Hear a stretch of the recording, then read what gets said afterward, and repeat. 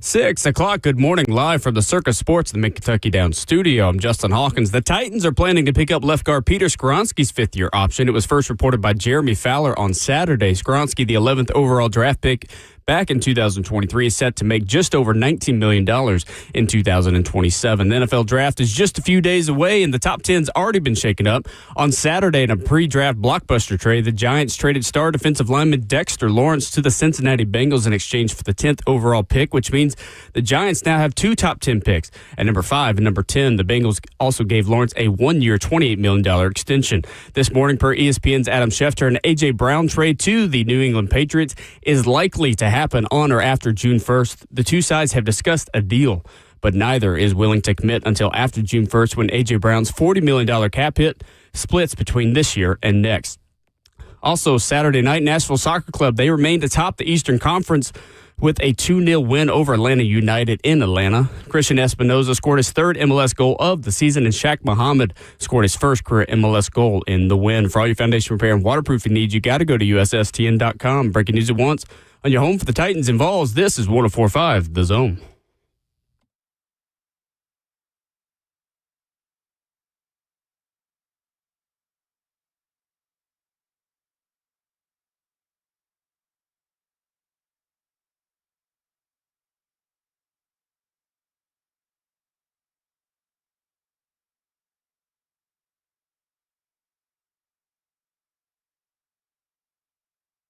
Off and running on your Monday morning edition of Ramon and Will. A gorgeous, brisk day. The sun is coming up.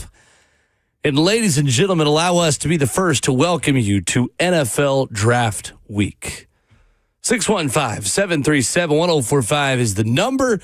We stream it live on 1045 The Zone TV for you, and the Evident Bank chat is wide open in Facebook Live, YouTube, Twitter, or Twitch. YouTube.com/1045 The Zone TV. He is Ramon Foster. I'm Will Bowling. Justin Hawkins at the controls on the Monday of NFL Draft Week. We're back, boys. Good morning. We're so back and glad to be back this week as well, man. By the way, the gang is all together again. We're whole. Welcome back, guys. We broke all the rules on Friday. Did you? Yes, we almost burned down the studio, but not really. Oh, we really didn't. It was a good time on Friday. Glad you didn't. We did not. But I will say, too, as we say happy draft week to everybody, this is the first time I feel like in my coverage of the draft and watching it and being a part of it, I have not grown tired of the prospects. Good. Yeah. Last year I was at wit's end discussing every scenario. The year before that, it was the exact same thing, and the year before that too. So I'm excited that we don't have to, like, this one wasn't boring for me or didn't the same old record that was playing over and over again, because now we're getting more and more news, Will. That's right. And as much as everyone loves Jeremiah Love, it has never felt like it's gotten to a Joe Alt or bust fever pitch or a Cam Ward or bust fever pitch, right? There are still 4 or 5 different players the Titans can select as we go into draft week, and as draft odds start to move a little bit more towards Jeremiah Love being the 4th overall pick, I'm starting to fear that we are in a Joe Alt kind of situation with Jeremiah Love. And that's based on what Adam Schefter wrote this morning about the Notre Dame running back and the favorite of so many of you to go number 4. Adam Schefter with a lot of draft intel this morning. Just heard Justin tell you about the A.J. Brown part of it. Locally, I'm way more interested in the Jeremiah Love part of it. Schefter writes at ESPN.com this morning, there is growing chatter in league circles that Love is truly in play at the high end of his draft range with the Arizona Cardinals. Ideally, the Cardinals would like to find a team willing to trade up so they can acquire more picks. There have already been exploratory calls, as one source described it, regarding the number 3 selection. But if the Cardinals hold on to their pick, some around the league believe they could pull an early draft surprise and select Love in a slot slightly higher than he has been projected to go. Connor Hughes of SNY wrote this last Thursday. I'm sure you guys talked about it, Ramon, as well on Friday. Do you believe the smoke that Love could go 3rd to Arizona? I do. With where they are, and it's the quarterback situation to me, which lends itself into my belief in it. They have James Conner as their running back. James is getting older. James always seems to have an injury that pops up where he misses, a streak of games. They have an offensive line that they're piecing together in ways that, that's still developing. And then I look at the quarterback position in general. They have Jacoby Brissett, who's now holding out or not reporting. There's no holdout anymore. He's not reporting for the springtime of the year, which, again, he signed a 1-year, $9 million deal, but that was also why Kyler Murray, I feel, was still on the roster or at or around that time. It seems to me Jacoby Brissett thinks he's going to be the starter for them for the fall. Now, naturally, Will, you're paid for your services, and the market somewhat sets it in the NFL. He should at least, fair or unfair, for a starting franchise quarterback, probably wants about $20 million instead of $9 million. Same as what Malik Willis got, I guess, in Miami. So I get where he's at right now, and it's not him, it's Gardner Minshew. What I'm getting at is this. That's a team who has to put something on the field to be, I guess, competitive. James, like as I said, James Conner's, has a nick here or there usually. And Jeremiah Love is that dynamic playmaker in which they feel like they could, sell tickets with. This is the way I look at their situation offensively. Marvin Harrison Jr. being there, Michael Wilson being a young guy as well, Trey McBride, and you throw Jeremiah Love in there. They're setting themselves up, I feel like, for a 27 quarterback to be selected, because Jacoby Brissett and Gardner Minshew are not the future whatsoever. Yeah, it feels like it's one of those where they know they need offensive line help, and it's a similar conversation to what we're having with the Titans. It does. A way to help your offensive line is by giving your quarterback a run game, whoever that quarterback is. And Jeremiah Love would be able to take you out of third and long situations and help whoever your tackle is in a perfect world, because Arizona needs a tackle. But 3 is too rich to get one of these tackles that's sitting there. It feels to me like someone's going to move up to 3. And I think if you are a fan of Jeremiah Love playing for the Tennessee Titans, that is the scenario you are actively rooting for, because I'm not sure there's a team, and I could be wrong, I would be very surprised if there's a team willing to trade up to 3 to select a running back. Going up to 3 to select Darvell Reese is another thing. The Titans can thank Isaiah Simmons if this happens, because I think the Isaiah Simmons pick for the Arizona Cardinals, being a tweener player, a joker defensive player, has miscast Darvell Reese for Arizona. And I think Arizona is wary of making the same mistake twice, which is why I believe that their first choice is to trade back. Their second choice is probably Jeremiah Love. And then their third choice might actually be Darvell Reese. I agree with you there. Now, and it's all Isaiah Simmons to me. Yeah, I agree. To your point, they directly felt the failure of that selection a few years back. Even though that's totally unfair to Darvell Reese, because those are not the same players. And can I say unfair to Isaiah Simmons, too? Because hearing about how he was miscast and coaching changes and stuff like that, there's a lot that goes into it. Like, coaches can mismanage careers as well, but to your point, it still happened. That's where we at in this situation. I'm with you. So the conversation to me is, if you're a Titans fan that's in love with Jeremiah Love, condition yourself to at least play that scenario out in your head. That is a team who's, I don't think, too eager selecting a quarterback right now in this draft. They have a really good wide receiver, Marvin Harrison Jr. They got some good bones. To your point, the bad offensive line that they do have, it's a buildup for them. I feel the way their exit from Kyler Murray and how I think they shipped him off with money still guaranteed on his contract. He's only getting $1 million minimum, or right over $1 million from Minnesota to be their trial in between quarterback as well. They have no interest, I feel, in building up. And the way they will look at this position, I think, as far as Jeremiah Love, is put somebody serviceable out there. And that sucks for him. That is just not a good position to put a running back in, to get beat up week in and week out behind a bad offensive line. Also, Will, in a very tough division for 1 year as well.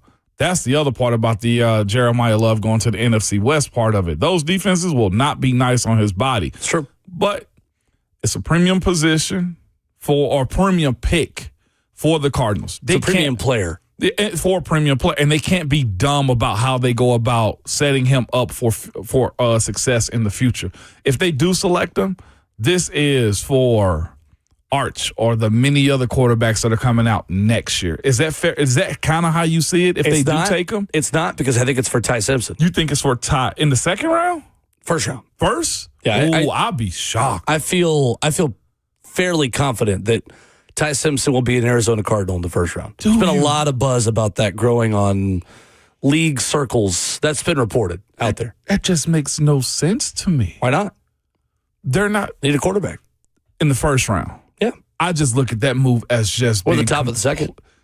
Top of the second, I live with. He's Jackson Dart in terms of his stock. Well, but you also know that teams will trade up into the first round to get that fifth-year option as well. That's a big, important key that It's part of it. you see teams do that all the fair. time. If the Cardinals take Jeremiah Love at number 3, do you see that kind of like Ashton-Jeanty last year with the Raiders? I do. And how they have bad offensive line play. They needed a quarterback. This year they got the quarterback. Well, so to speak. It's all said but done. Raiders had the quarterback last year. They did have a quarterback. We thought Geno Smith was still good when the Absolutely. season started. They paid Geno, and Yeah. Okay, that's yeah. true. Where Jacoby Brissett is not the quarterback. No, he's not. And he's but also holding out. they got 2 veterans on that roster. I think if you're a franchise that take Ty Simpson in the top 5. I'm not saying top 5. Okay. I'm saying they trade back up into the first to get him in the 20s. I still think that's dumb. I would not plan I wouldn't throw signs up that I'm trying to lose. Monty Ossenfort's got to keep his job. Oh, my Lord. I mean, Jacoby Brissett. You got great points. The reason they are willing to not pay Jacoby Brissett is they don't believe he's the starter because they haven't drafted the starter yet, in my opinion.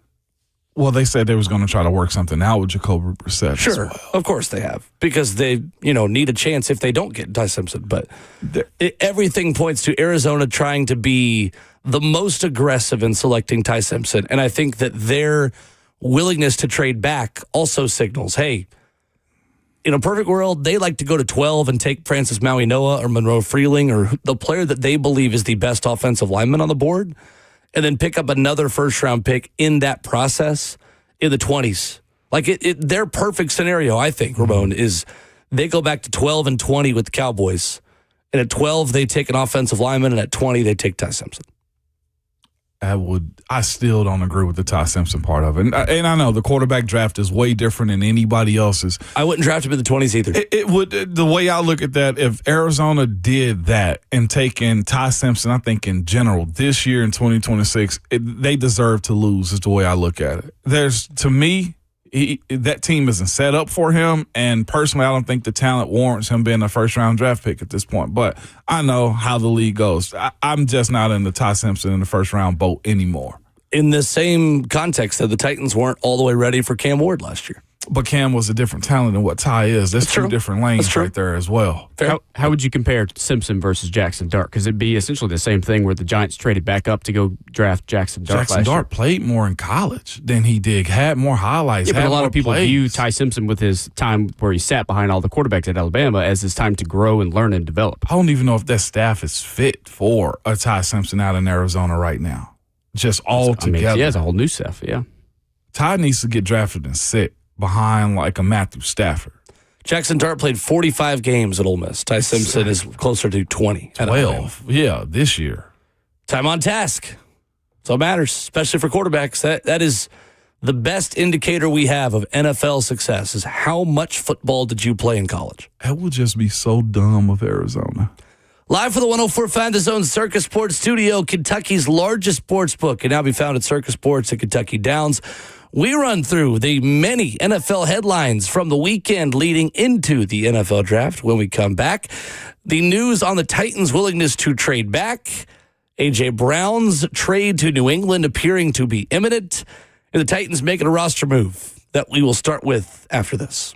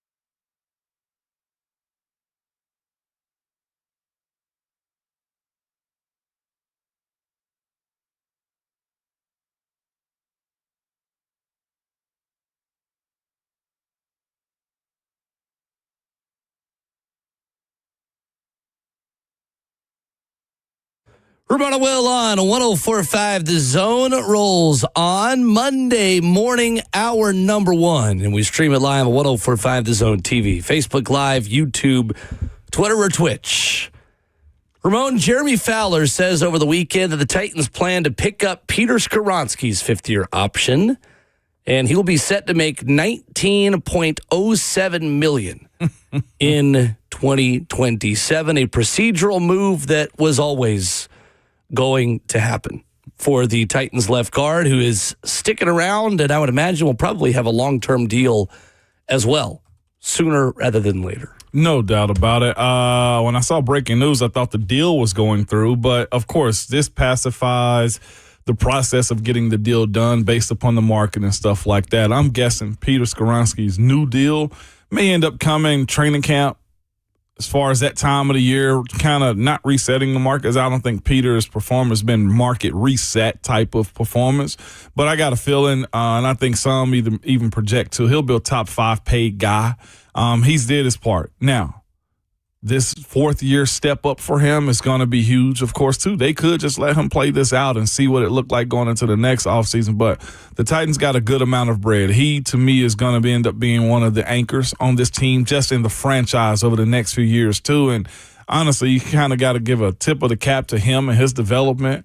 I know he was drafted to be a left tackle, but the fact that he's adjusted to playing guard and continually looks like he's going to get better, that was, to me, a no-brainer, and I'm absolutely I'm happy for guards when they can get that type of pay as well, to continually raising the floor. I'd say he was drafted to be a left guard.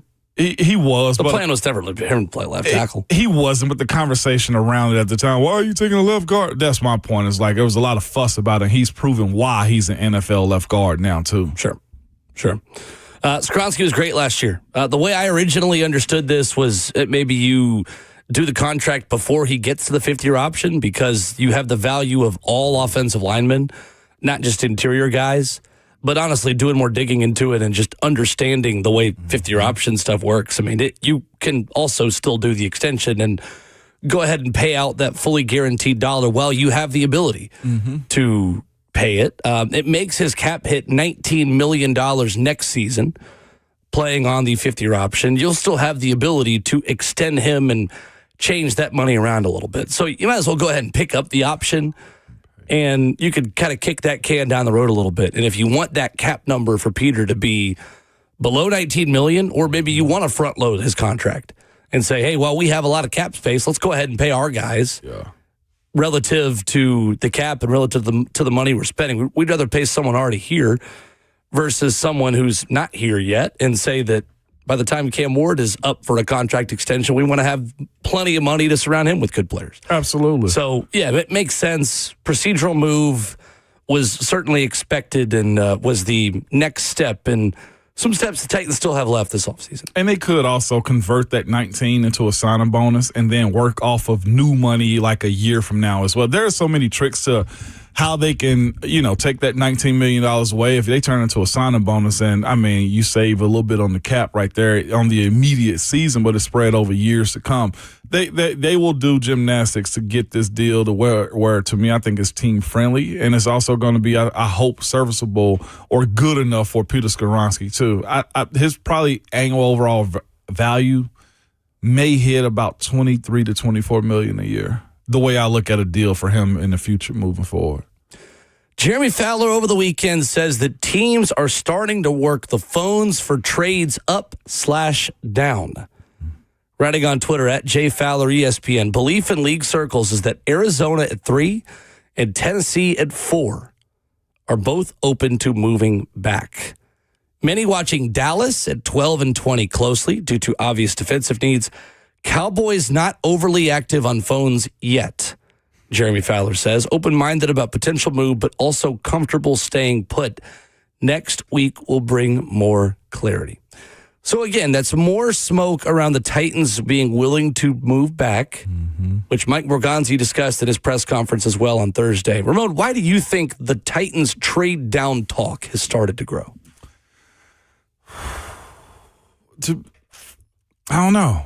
I do know because they need more picks. If you can get 12 and a 20, that makes sense to you. And also, with where how deep this draft is at certain positions. I think the tackle position has a lot of bodies. I think the end position has a lot of body in the edge. Wide receivers pretty thick and dense in this draft as well too. And on top of the secondary, the Titans, in my opinion, are still trying to build up a competitive roster of talent. Picking in the top 4 is awesome, but I feel like they're of the mindset to where they want to adjust their mindsets into thinking that being in the top 10 is your franchise savior. And if you can get as many high-caliber draft picks that you possibly can moving forward to develop them for the long haul, not just a one-year rental with all the guys they've had come in, then it lends yourself to think about that option. But again, the top 5 to me, I feel like, are the blue chippers. That's what the Titans are. It's just that Mike Berganza has kind of always said they want as many swings at the ball that they possibly can get. And that's the only reason I think they should be thinking of moving back. It's the top 5 guys are elite. But if you can get 2 more high-caliber draft picks, you can negotiate as many as you want to. They got 9 picks now. Mess around and get 13 or 14 if you have to. Yeah. Do you think this is something more specific to this draft? Or are we just going to have to get used to always hearing, hey, the Titans are willing to move down based on the way they want to build their roster? I think it's that, because you're fine with sticking and picking. But the mindset of gathering more draftable players is the key. That's how you build up a franchise to me. I think that's just the new normal. Yeah. I think this is a report we've got to be used to hearing for years to come. We know that Mike Berganzi and Chad Brinker want more picks, and especially considering the fact that you are still rebuilding and you're picking in the top 5 for a second straight year, the top 10 for a third straight year, the top 12 for a fourth straight year. You are in the business of acquiring more good, young, contract-controllable football players. And this is just kind of the way it's going to go, I think. When you look at the Titans roster in general, too, like I was asking myself this question as you was talking, like how rich is this roster on talent? I think it's gotten better. I think when you look at some of the guys they've brought in, John Franklin Myers, you look at everybody else that they've had, Tony Pollard even as a guy that's been here, but you look at the talent level of everybody in the group, and you probably do say to yourself, well, we could use more. Not just that, but the age of it, of resetting what you want that talent to be so you can cultivate it yourself, too. That, to me, is where I think the next phase for this team is. And if that means, dropping back down in the draft, it makes sense to me. They could use more to do what, though? Use more talent to make this team competitive and sustainable for years to come. That's the only way I look at moving back. So I think that's an important question to ask here. What are you trying to do in the immediate future? Are you chasing this team being competitive in the AFC South for a playoff spot? Are you simply just trying to be better than last year? I believe, honestly, Ramon, that if they did get 2 firsts and they had the ability to add 2 good young football players, it could be a little bit of a signal that they believe that could allow them to be competitive this year. Sure. If you stay and pick at 4, I think you're taking a more patient approach to say, let's go get a superstar now, while understanding that there are still major holes that need to be filled in order to be immediately competitive. I wonder, for our fan base listening to us this morning, do they trust this leadership to make that happen? Because the apparent and most, I guess, popular opinion this draft cycle is stick and pick Jeremiah Love, stick and pick Arvell Reese if he's there, stick and pick Sonny Styles as he's there, compared to almost anybody else. I think that's the way this fan base has conditioned itself this draft season, is to say, we want one of those guys.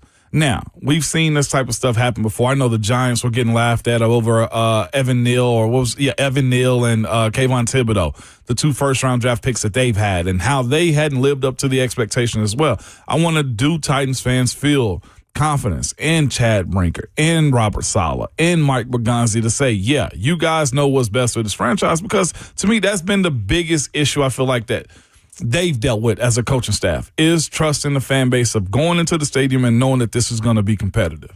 Now, I personally look at it, and it seems to me like Mike Berganzi is all ball.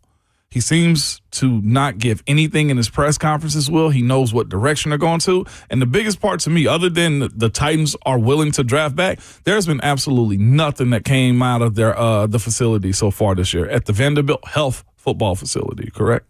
That's right. Vanderbilt Health Football Center.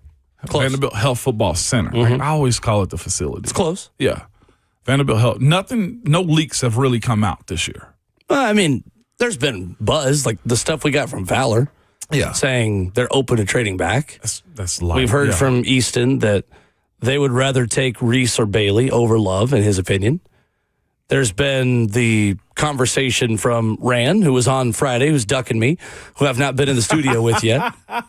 Kidding, of course. This is true. You know, Tremaine Edmonds is someone that Robert Saleh really liked when they were in San Francisco together, and he believes that could be the case again, in his opinion, with Sonny Styles. I mean, there's not been leaks per se, to your point, like major stuff, but they're playing ball. Yeah. We know a little bit, and we're going to do that later of what we know and don't know about what they want to do. I think this gets really interesting, though, if Jeremiah Love does go third, because now you have a needed edge rusher, speed edge rusher. Yes. With the type of talent that Arvell Reese is, that he falls to you, that allows you to do one of two things. Take him or accept a large trade package for someone who wants him.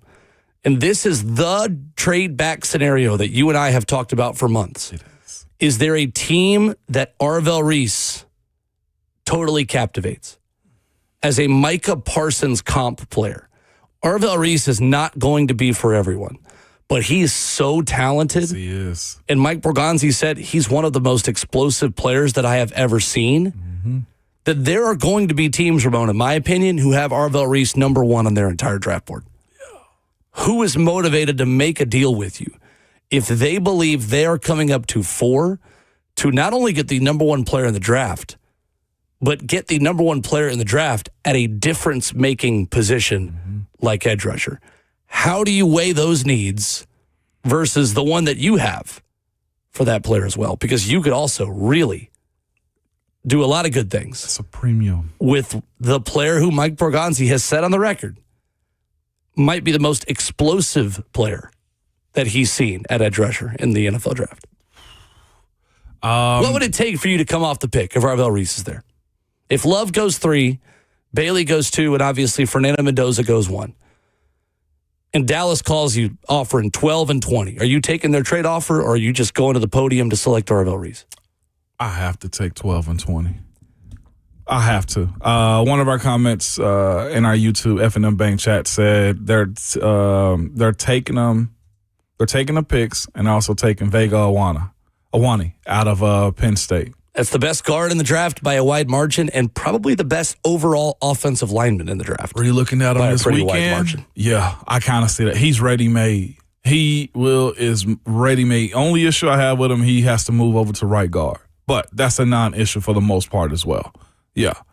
I'm taking the 12 and 20, and I don't think there's any pushback whatsoever on it, too, because I feel like you can get one of those premium wide receivers as well if you also move back. And again, for the record, I think 12 and 20 for 4 is a little unrealistic.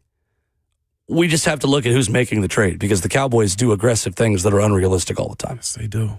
And they're the ones right now with good capital, and also I feel like a need to move up because, again, they are in that window. And you know what's crazy about it, though, too, is it's Jerry Jones who pulls these strings for the most part, the way they report out of Dallas on him. And with that being said, he probably wants to go after similar type. The same way, to me, I feel like CeeDee Lamb fits the mold of Michael Irvin, Dez Fitzpatrick, and everybody, right? Like, that's where he is in that. Not Dez Fitzpatrick. Dez Bryant. Like, he's always got to have his guy, his types. And I feel like when you look at Arvell Reese's tape, it probably reminds Jerry of, hey, I can get me a Micah Parsons again. Well, there is one team that also has 2 first-round picks that has been rumored to want to move up to look for a defensive player. And that is Mike Borgonzi's old employer. KC. What if the Kansas City Chiefs called you offering 9 and 29 for the number 4 overall pick? That way they could move up to select Arvell Reese. You'd stay in the top 10, and you would also have a second first-round pick. All of these will seems applicable to me. Like, seriously.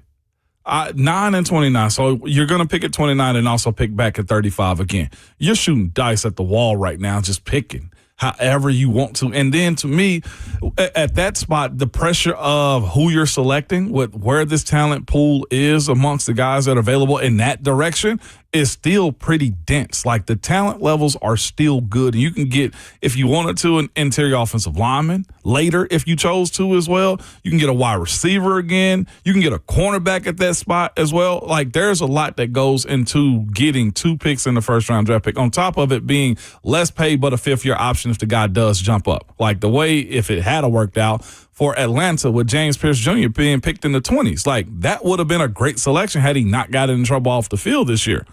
That's what you're getting yourself into. But in this if you're case, selecting. You would be adding more picks versus Atlanta, who had to give away a first-round pick in order to move up to take James Pierce Jr. No doubt. But the immediate impact of those 2 selections at edge netted great benefits for them, though. To your point about competing right now with first-round talent. Sure. Yeah. And in that scenario, at 9, all of a sudden, Carnell Tate becomes a much more realistic option. Easy.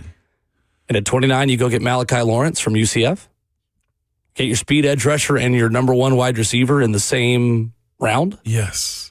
And we're having different conversations at that point. This makes an easier conversation as opposed to last year where you wanted to go get your quarterback. That is where I will say, I will concede and say, you were right. Don't trade back, stick and pick Cam, because that settles every other position moving forward. Now you need more chess pieces around your king. Yeah. Your king being the guy that wears number 1, Cam Ward. Yes. I mean, all of a sudden, Francis Maui Noah at 9 becomes a realistic option and kick him inside the guard. Easily. And if you feel like you want to switch him and JC down the road, okay, well, then now Francis is your right tackle and JC is your guard. I mean, you got options. Spencer Fano. You got more bullets to fire at that point. Yeah, Spencer Fano at 9 again. You feel better at Reuben Bain at 9? No, I don't. That's crazy. I did, and then I learned about the off-field stuff. Ooh, but which it doesn't change things for teams because they've known doesn't. It just does for me a little bit. Makai Lemon is good at that position. At 9? At 9. Too much. Too much. Too much too soon. Gotcha. I wouldn't take him that quick. Okay, gotcha. I'm just looking at the list of guys that you're free to go after at that point in time as well. Yeah, it opens up more possibilities. Way more possibilities. Dexter Lawrence is now a Cincinnati Bengal. He gets a 1-year, $28 million contract extension, and now New York has the 10th pick. And this is a sign, Ramon, of how many defensive players are going to go in the top 10. Cincinnati, in my opinion, Ramon, based off of all the draft needs that they have, looked at who was probably going to go in front of them, how badly they needed defense, and said, we are more likely to get a solid defensive player that we can just trade for than we are with the 10th overall pick. This is a win, win, win, as Michael Scott would say, for all 3 parties. It's a win for New York, getting more bullets to fire for their new head coach. It's a win for Cincinnati that does not know how to play defense and needed a sure thing after their just train wreck of a draft pick last year. And it's a win for Dexter Lawrence, who didn't have a great season last year, is looking for a change of scenery and a new contract, and everybody gets what they want. But it's a signal of how many defensive players I think are about to go in the top 10, and a Cincinnati team that was sitting in no man's land clearly needing defense. And they need it in the worst way. You said a train wreck of defense. It's bad. Well, a train wreck of a pick. Yeah. Shamar Stewart who did nothing last year. He did not do anything at all, man. The issue that I have, though, is watching him, Dexter Lawrence. Is he going to turn into anything that Cincinnati needs him to? Up the middle will be him and B.J. Hill. Cincinnati usually puts a good defense out there. But it's funny looking back at it. Now, I know he's younger than Trey Hendrickson. Absolutely. But they wouldn't pay Trey Hendrickson what he wanted, but they end up giving it to Dexter Lawrence plus a pick. Is just a fascinating way of doing business when Trey is an edge premium position that is going to try to wreck them when he comes to see them out of Baltimore this year. Now, that's not our problem at all. Todd McShay has some info on the Titans this morning and some interesting stuff again on Jeremiah Love's most likely landing spot. That will explain to you via Todd McShay after this.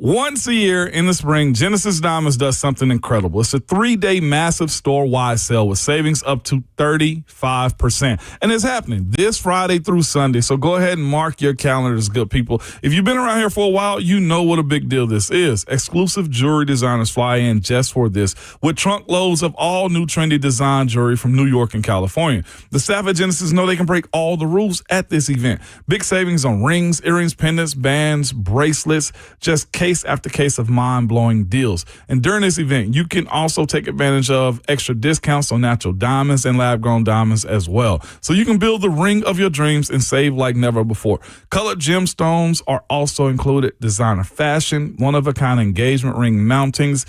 This is a once-a-year spring store-wide sale with special financing also available to you. Again, 3 days, up to 35% off store-wide. And if you're getting engaged this year also, celebrating a milestone or just want to add some amazing jewelry to your collection, this is the sale you cannot miss.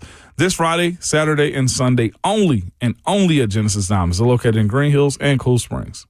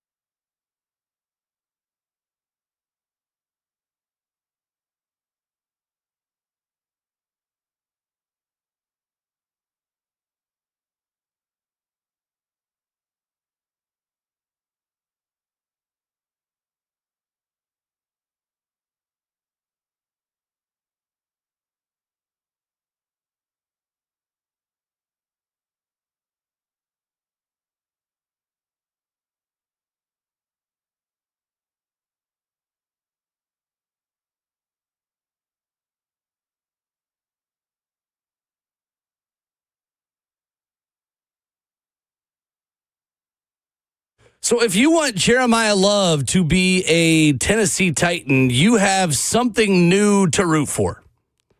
As we wrap up Hour 1 here on Ramon Will, Ramon Foster and Will Bowling. Todd McShay dropped some nuggets in his weekly column this morning, in his newsletter. Todd McShay says of all the teams in the top 10, he is told the Cardinals are working the hardest to move back. Says that is the priority for GM Monty Ossenfort. He then adds, if the Cardinals stick and pick at 3, he believes they'll grab Jeremiah Love. Says, I've been saying for weeks that there's a powerful voice inside that building pushing for Love. He says, what I didn't realize was just how much influence that voice had. Which sounds like the new head coach, Mike LaFleur, wanting help for his first offense. And help for probably his first quarterback, whoever that is, who, again, I believe to be Ty Simpson. He then adds, again, Todd McShay, if Love doesn't go 3 to the Cardinals, I'd expect him to be the pick for Tennessee at 4. I don't see him getting out of the top 5. If Love is gone but David Bailey is available, I think Bailey could be the pick at 4. Don't rule out Sonny Styles either. There are some people in the Titans organization who see Styles playing the Fred Warner role in that scheme. I wonder who that is, Ramon.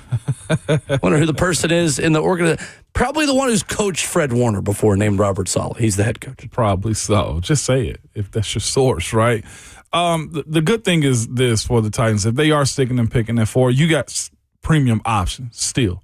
That's the other part to me I think that's super significant about it. Might not be at the position that you want as far as running back goes. It's probably not Jeremiah Love, but there are guys on this board when you're picking that at 4 that satisfies a need for this team, even if it's just an acquisition of like retaining talent or gathering as much talent as you possibly can. If it is Arvell Reese or David Bailey, one of those guys could slip at that point in time, and I don't even call that a slip, but Arvell Reese, David Bailey being a part of it as well, Spencer Fano. Let's talk about that one, too, for a little bit. He is, to be quite honest with you, probably the most athletic right tackle in this draft, and he's a tackle. You got to make a decision on what you'll do with JC, but this is a totally new coaching staff, the same way that we're mentioning Coach LaFleur trying to get help on his side of the ball. Who's to say that Brian Dable wouldn't take a bona fide tackle, somebody that's ready to come in and play, that plays right tackle themselves, who also, some teams believe you can move Spencer Fano into guard as well. There's flexibility in the options there. I know nobody wants to have that conversation, but if there's one way to build up a team, it's my motto all the time. Your team is good when your bigs are noticeable. And this is what Spencer Fano would do for that, albeit a very rich offensive line. But there are options there where I don't know if you had this many available to you in years past where you believe in the talent too. So that to me it's appealing. It ain't going to be the sexiest pick, but if it's not Jeremiah Love, the options there I think are still competitive enough in which you will be satisfied as a franchise. I don't think there's a bad pick at 4.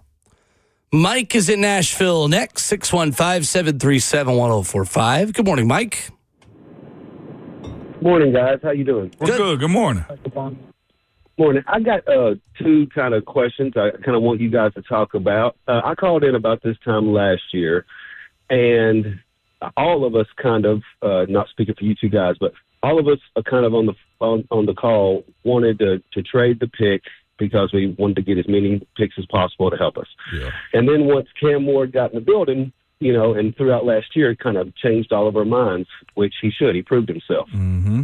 I remember when I called this time last year, one of the reasons why we were all fine with trading the pick was we thought this quarterback class was going to be awesome. It had Arch Manning. It had some kid from Clemson, some kid from Syracuse. I don't remember where they're at now because the transfer portal, they all leave after 1 year now. But can you guys kind of maybe go through who those quarterbacks we kind of were, and I'm not speaking for you guys, but just as a census that we kind of thought were going to be so good this year and why they're not there? Because looking back on it now, we did picking Cam was so smart because last year it was only Cam, Shooter, and Jackson Dart was a little asterisk maybe. Right. So I definitely think we got the best quarterback out of the past 2 years, right? Yeah. Because last year at this time we were kind of saying, let's trade the pick and just be, one of the options is just be crappy again and get almost the number 1 pick next year. So that's one thing I'd love for you guys to talk about, what quarterbacks were supposed to come out this year. I think it was Arch and a few others. And then also, too, I just want to touch on if Love is 85% Jahmyr Gibbs. I mean, do we not just have to take him? If he's 85, 90% what Jahmyr Gibbs has been in his first 3 years or whatever, do we not just have to take him when you pair that with Cam? Love to hear your guys' insight. Thank you so much. Thank you, Mike. Appreciate the call. Great question. Great setup. Start with the second one. I mean, he's 85% Jahmyr Gibbs. I want 100% Jahmyr Gibbs if I'm taking him number 4. Mike, I think he runs toe-to-toe with him. He runs slightly behind Jahmyr Gibbs is what I'm saying. Well, I would go horse and sniff behind him. I think he could be even better. You think he's professionally, I want to give Jahmyr Gibbs the respect. That's the only thing that I'm doing. That's my player side coming out. Like, he's still a rookie is how I look. But, yes, Will, to your point, he could be 120% Jahmyr Gibbs for all I know. Yeah. If he's 85% of Jahmyr Gibbs, I would take Arvell Reese or Sonny Styles at 4. Yeah. You want the 100. You want the whole I want thing. the full thing. I'm at with 4, you. yeah. He's talented. He's immediately the 7th highest paid running back in the NFL the second you draft him at 4. Doubt. So he needs to be Jahmyr Gibbs pretty immediately. Mike, I think he's that talented, though. Yeah. As far as the quarterbacks that were supposed to be good this year, I mean, Drew Aller got hurt and his team regressed at Penn State. Coach got fired. Garrett Nussmeier got hurt and his offensive line stunk and he played injured and his coach got fired. Yep. Cade Klubnik just got worse. That one I can't explain. That team Cade folded. Klubnik just wasn't good. He was not. He was not good this past season. You have Arch Manning, who, if he'd played the way he did at the end of the season for the entire season, I think would be the number 1 overall pick. Mm-hmm. But he didn't, and showed some growing pains and didn't look ready and had some inaccuracies and didn't have good technique. And so he just didn't pan out immediately the way that a lot of us thought he would. And then obviously Fernando Mendoza, who had a Joe Burrow-like season and just was an absolute technician, just surgical in accuracy and decision-making and making winning plays. Ty Simpson was never going to be a top 5 option unless he just lit the world on fire. Because he is, like so many other quarterbacks, just not, he hasn't had the time on task that Fernando Mendoza has. Mm-hmm. Like the way that Cam Ward had. Mm-hmm. The way Garrett Nussmeier even has had a couple of years as the starter. Ty Simpson had a very high bar to reach what we would have believed was top 5 level, considering how little he's played. And then again, you have another player who's back in college, Lenora Sellers, who we thought was very much an option. Dante Moore probably could have gone, and I think Dante Moore would be the number 2 pick. But again, this is where NIL has also impacted this a little bit, and the way that Oregon season ended. And again, not a lot of experience. So a number of quarterbacks that could have come out. This is the game you're playing now in name, image, and likeness in college football. There's just a little bit more variation in the decisions that guys make because you're getting competitive rookie contracts from contending high major teams that will pay you $5 to $7 million to play quarterback for them. No doubt about it. Lagway did not live up to it as well. DJ Lagway out of Florida didn't. Sam Levitt went back, and Darian Mensah, I don't think was a high prospect this year in general either. So everybody either went back or crashed and burned when it came down to what their projections are. Only one that lived up to it, Mendoza. Fernando Mendoza is the only one. He overachieved based on what his draft stock was, yeah. Ooh, yeah. 615-737-1045 is our number. Carson Beck was never. Forgot about him. In my opinion, was never in these guys' neighborhood. I thought he would. He was maybe a first rounder. But maybe. I don't think he was ever in top 5 discussion. No. Coming up, Daniel Jeremiah over the weekend hinted that a Titans veteran may have some trade value at a position we've talked a lot about, but a player that we've not discussed a lot after this.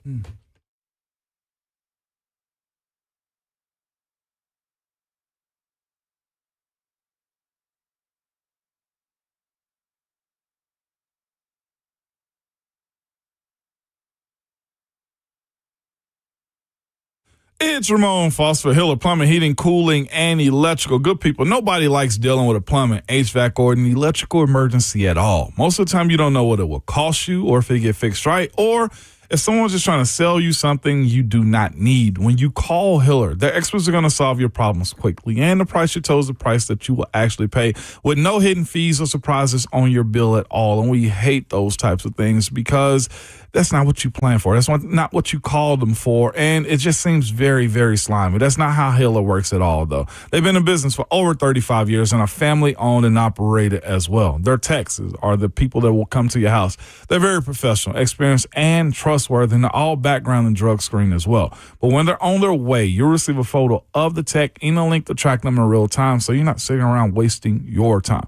The motto is, and they truly believe in it, happy you'll be or the service is free. If they do some work in or around your home, you're not satisfied with it, they'll fix it or simply just hand you your money back. Listen, to book with them or learn more like I do, simply head over to happyhiller.com.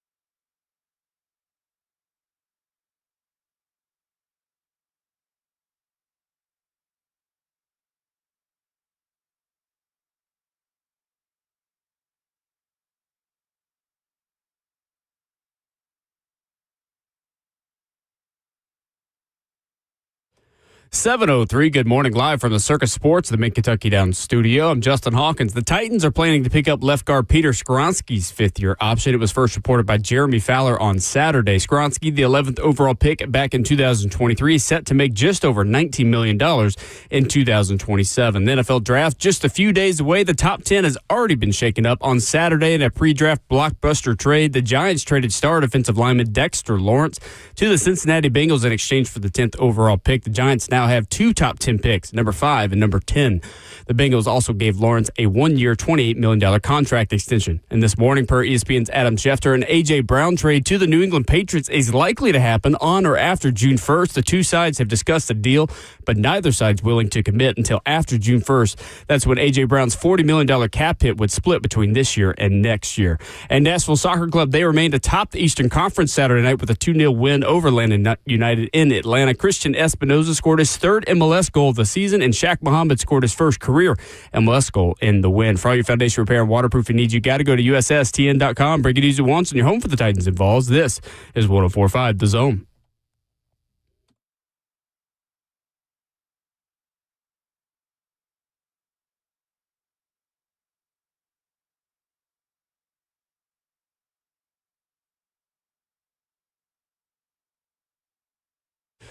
Away we go into hour number 2 on this Monday morning edition of Ramon and Will. Welcome to Draft Week 2026 here on 104.5 The Zone. 615-737-1045 is the number. We stream the show live on 104.5 The Zone TV, Facebook Live, YouTube, Twitter, or Twitch.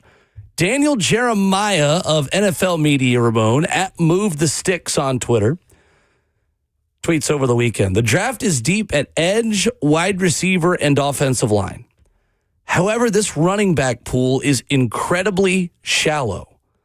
Teams with some depth at the position should have a trade market for their vets. Ramon, if Jeremiah Love becomes a Tennessee Titan this week, what kind of trade value does Tony Pollard have? And are you interested in that value, or is it Love, Pollard, and the Temptations in 2026? I actually like Pollard being a part of the conversation. I just don't know if he is. Like, the one trade value that you may have is Tajay Spears. If he had more time on task, that's the issue that he's running into. I prefer it to be Tony Pollard and Tajay more than Tony Pollard and Jeremiah Love versus Jeremiah Love and Tajay Spears, if that makes sense to you. I like the veteran side of it for Tony Pollard being a part of this equation. He's been serviceable. He's been productive with what you're asking him to, and I think every young running back could use a guy like him under that roster. Now, again, there are fixes for it, of course, surrounding him with, a good coach that can help him on field, but to me, Jeremiah Love had a Robin or had a second guy to run with him, and I don't think there's anything wrong with keeping Tony. Now, if you do want to trade Tony, the value for me on him, especially with, his track record, is a late 5, 6 is probably what you're going to get in return for him. For Tajay, you probably mess around and get a 6 or 7 round pick for him. Probably more of a 7 round pick. I think a 7. Future 7. Future 7 for, Tajay Spears. Yeah, and then at that point, you could either throw in a 7 and get a 6 and just move up, acquire additional draft capital. On Tony Pollard, I think it comes down to what you're willing to pay in order to make the money work. Mm-hmm. He does have a $9.25 million cap hit for the 2026 season. If you were to trade him, you're probably taking on some of that money in order to incentivize a team to pay him within the $4 to $5 million range, and you pick up the other half. It's one of those where if you take more of the salary, you can get more draft capital in return. I think it's probably a 5 at best if you're willing to take on a lot of that salary. I don't see a team willing to take on $9 million for Tony Pollard. With this being said, one of these guys have to go, and it's not just for the numbers of training camp. Like, you can use all of these bodies that the Titans have, right, that currently at running back on this team. You have Michael Carter, who signed this offseason, Julius Chestnut. We think more of a teamer. Is that fair? Yeah, for sure. Kalel Mullings. Drafted him last year to be a short yardage back and special teamer. He's the biggest of the group as far as height and size, though. Tony Pollard, Tajay, and then Blake Watson as well, who's got to make a team type Camp of guy. guy. Yeah, no doubt. The only reason I bring those up is if you do get Jeremiah Love, how are you piecing this together? And the only reason I mention that is because, like I said, I like the idea of Tony Pollard because he could be your bruiser. When you need it, got to go have it. He's your first down back as well. It's just looking at Khalil Mulling's situation, Micah Carter. There has to be some type of move to be made, whether Tajay's gone because of Micah Carter or you trade him away. Like, there's a parachute available to you to get rid of one of these guys via trade. I would try to make a move for Tony Pollard if you drafted Jeremiah Love. You would move on from him. Based off of this running back class and I think the additional value now that you could get in previous years, I would try to make a deal. I would. Last year, I mean, we just got to think about again what a day 3 draft pick gets you. The Titans last season on day 3 got Chim DK, Gunnar Helm, Elikiah Manor, Jackson Slater, Marcus Harris, and Khalil Mullings. Yeah. The year before that, Jarvis Brownlee was a 5th-round pick. You got your money back on Jarvis Brownlee. You essentially got your compensation back. But Jarvis Brownlee, for the beginning of his career here, was a solid young football player. He was. You're talking about 5th-round picks in your franchise's history being like Jayon Brown in 2017, Tajay Sharp in 2016. You got to go down a little bit to find more productive 5th-round picks, considering the way the Titans have had some struggles in the draft with players they put on the field. But Avery Williamson, 5th-round pick at one point. It's not just a throwaway. If you're able to get a 5, even if you got to give up a 7 in the process or a 6 in the process to get something. So I think it's interesting. I think it's probably more of a 2027 draft conversation, obviously, because you would likely move Pollard after you had Love.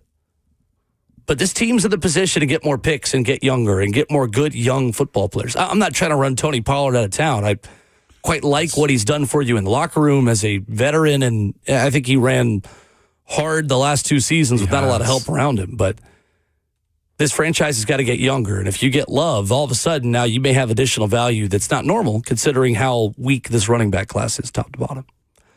Let's go to Eric in Nashville up next to the phone. What's up, Eric? Morning, Eric. Hey, guys, a couple things before I get to the draft stuff. First of all, Will, congratulations on your bachelor's weekend. Thank I hope you had a great time. It was fun. Also, guys, yesterday, for the first time in my life, I went to Joe's Park. I went for a rugby game. If you had told me 20, 30 years I'd want to do something like that, I would have said you're crazy. But it actually was I had a great time. It was fun. I had a friend of mine who I had extra tickets. I got some free tickets, and I told him of the park because I only lived like about 3/4 of a mile to a mile from Joe's Park where he could save $30. So, but all in all, it was a great time. Good. Listen, guys, as far as the draft, a couple of things. I saw a report just a few minutes ago where Adam Schefter was reporting post-June 1st that A.J. Brown was going to be traded to the Patriots. So we'll see what happens on that. But, guys, here's the main thing I was calling about, of course, and that's the whole Jeremiah Love thing. I also saw a report on that a few minutes ago, and there are a lot of people who believe that this may be just a smoke screen, that they may be forcing to either the Titans or the Giants or somebody else to move up to third so that Arizona can get more picks, especially if the Titans or the Giants finish bad next year. Maybe they can get a quarterback.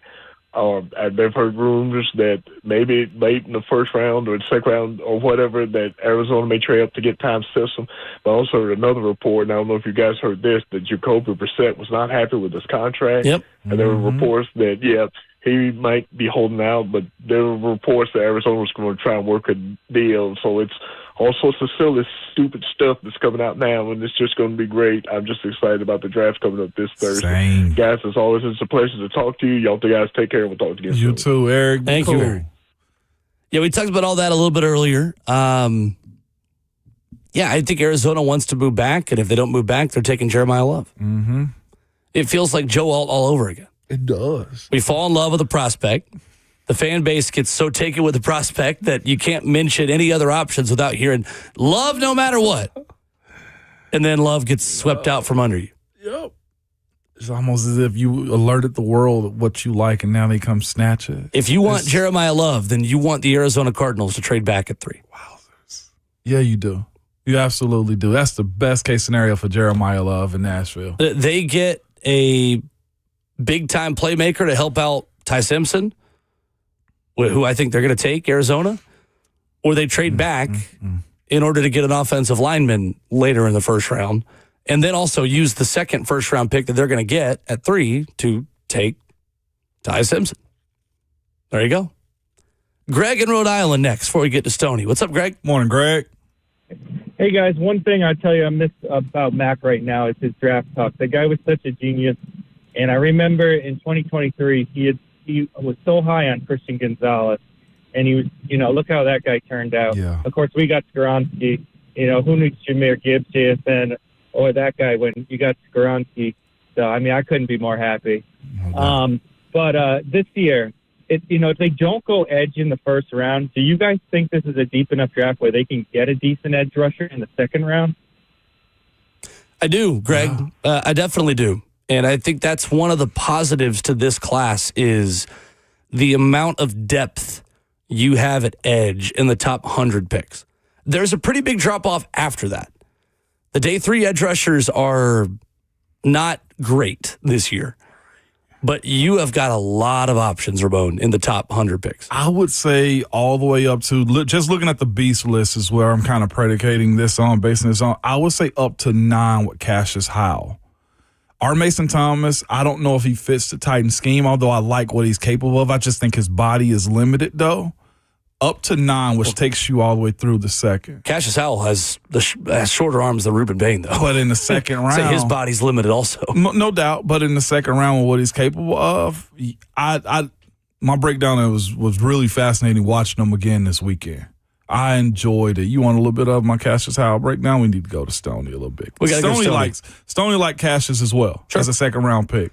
Malachi Lawrence would be the dream for me at 35. Malachi, yeah. If you were going to go edge rusher, the speed that he has is not something you teach. No. He is probably, to me, right behind David Bailey and Arvell Reese in whatever order you want to put him in terms of explosiveness as a speed edge, which the Titans are in drastic need of.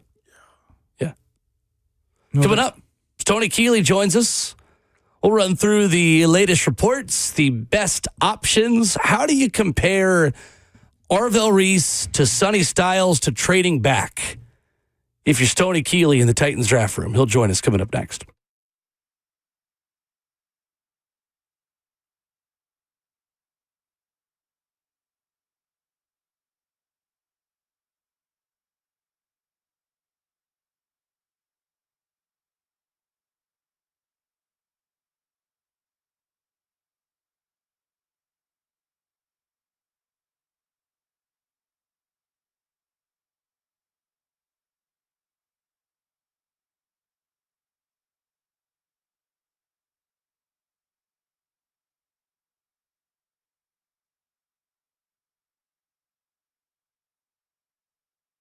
What's up? It's Will Bowling. During allergy season, during spring cleaning season, carpet is the #1 air filter inside the home.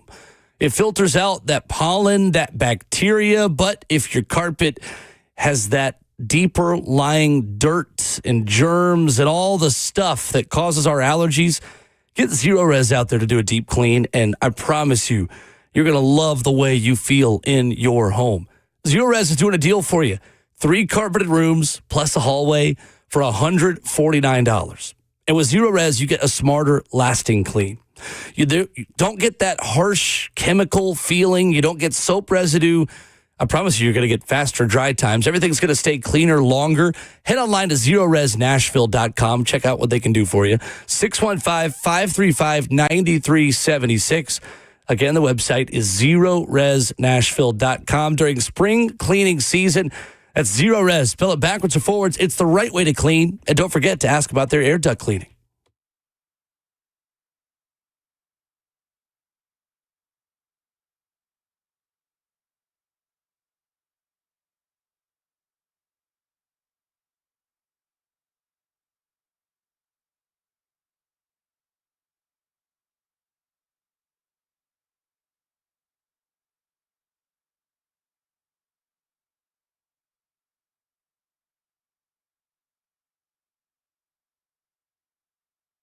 Hey, it's Will Bowling. Are you tired of surprise breakdowns and emergency repairs on your home systems? Lead Company Plus gives you a smarter way to care for your home. For as little as $14 a month, Lead Company Plus members receive 4 annual inspections for their heating, their air conditioning, plumbing, and electrical systems.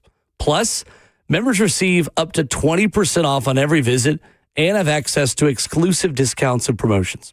You can learn more online at leadcompany.com/plus. The weather we've had in the last week is the perfect example of why Lead Company Plus is something that you need. We're going from using the AC to using the heat to navigating all the different challenges that the surprises of Mother Nature could throw at you here in Middle Tennessee. You always got to make sure that everything around the house is working the way that it's supposed to when you're living in a place where you get all 4 seasons in a week. So learn more about Lead Company Plus online at leadcompany.com/plus. That's Lead Company, all you need.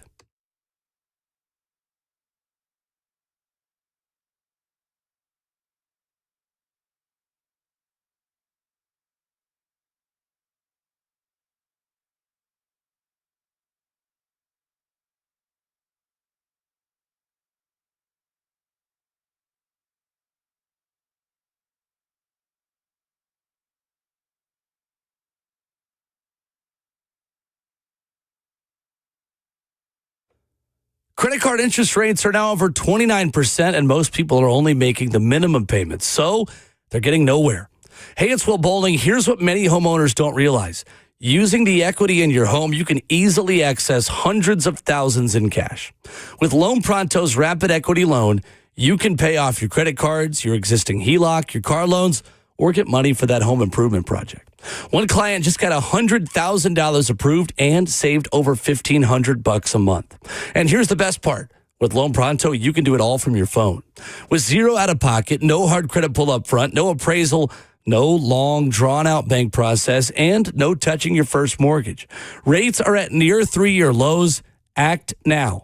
Go to loanpronto.com. See how much cash you can get in about 60 seconds. That's Loan Pronto with 2,800 5-star Google reviews. Call 615-499-5780 or visit loanpronto.com. 615-499-5780 online at loanpronto.com. Equal housing lender, NMLS 1661781, NMLS consumeraccess.org.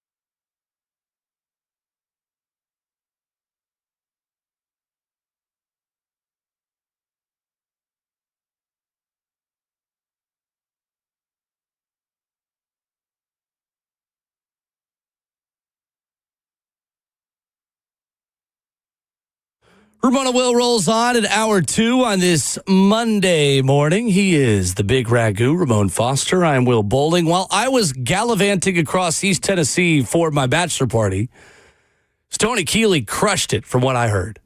On Friday with us, Rand Carthon was in studio. Y'all talked a lot of ball for 4 hours Friday morning, and Stoney, our draft analyst, joins us Mondays at 7:20 to break down the draft. Stoney, first of all, thank you for filling in, and good work from everything I heard. Crushed it, man. I'm happy to do it, Will. I appreciate y'all for having me. If Rand didn't get up and walk out of that studio, I might still be sitting in that chair talking to him right now. The way we were going. And by the way, Will, I'm happy to hear that you made it back in one piece.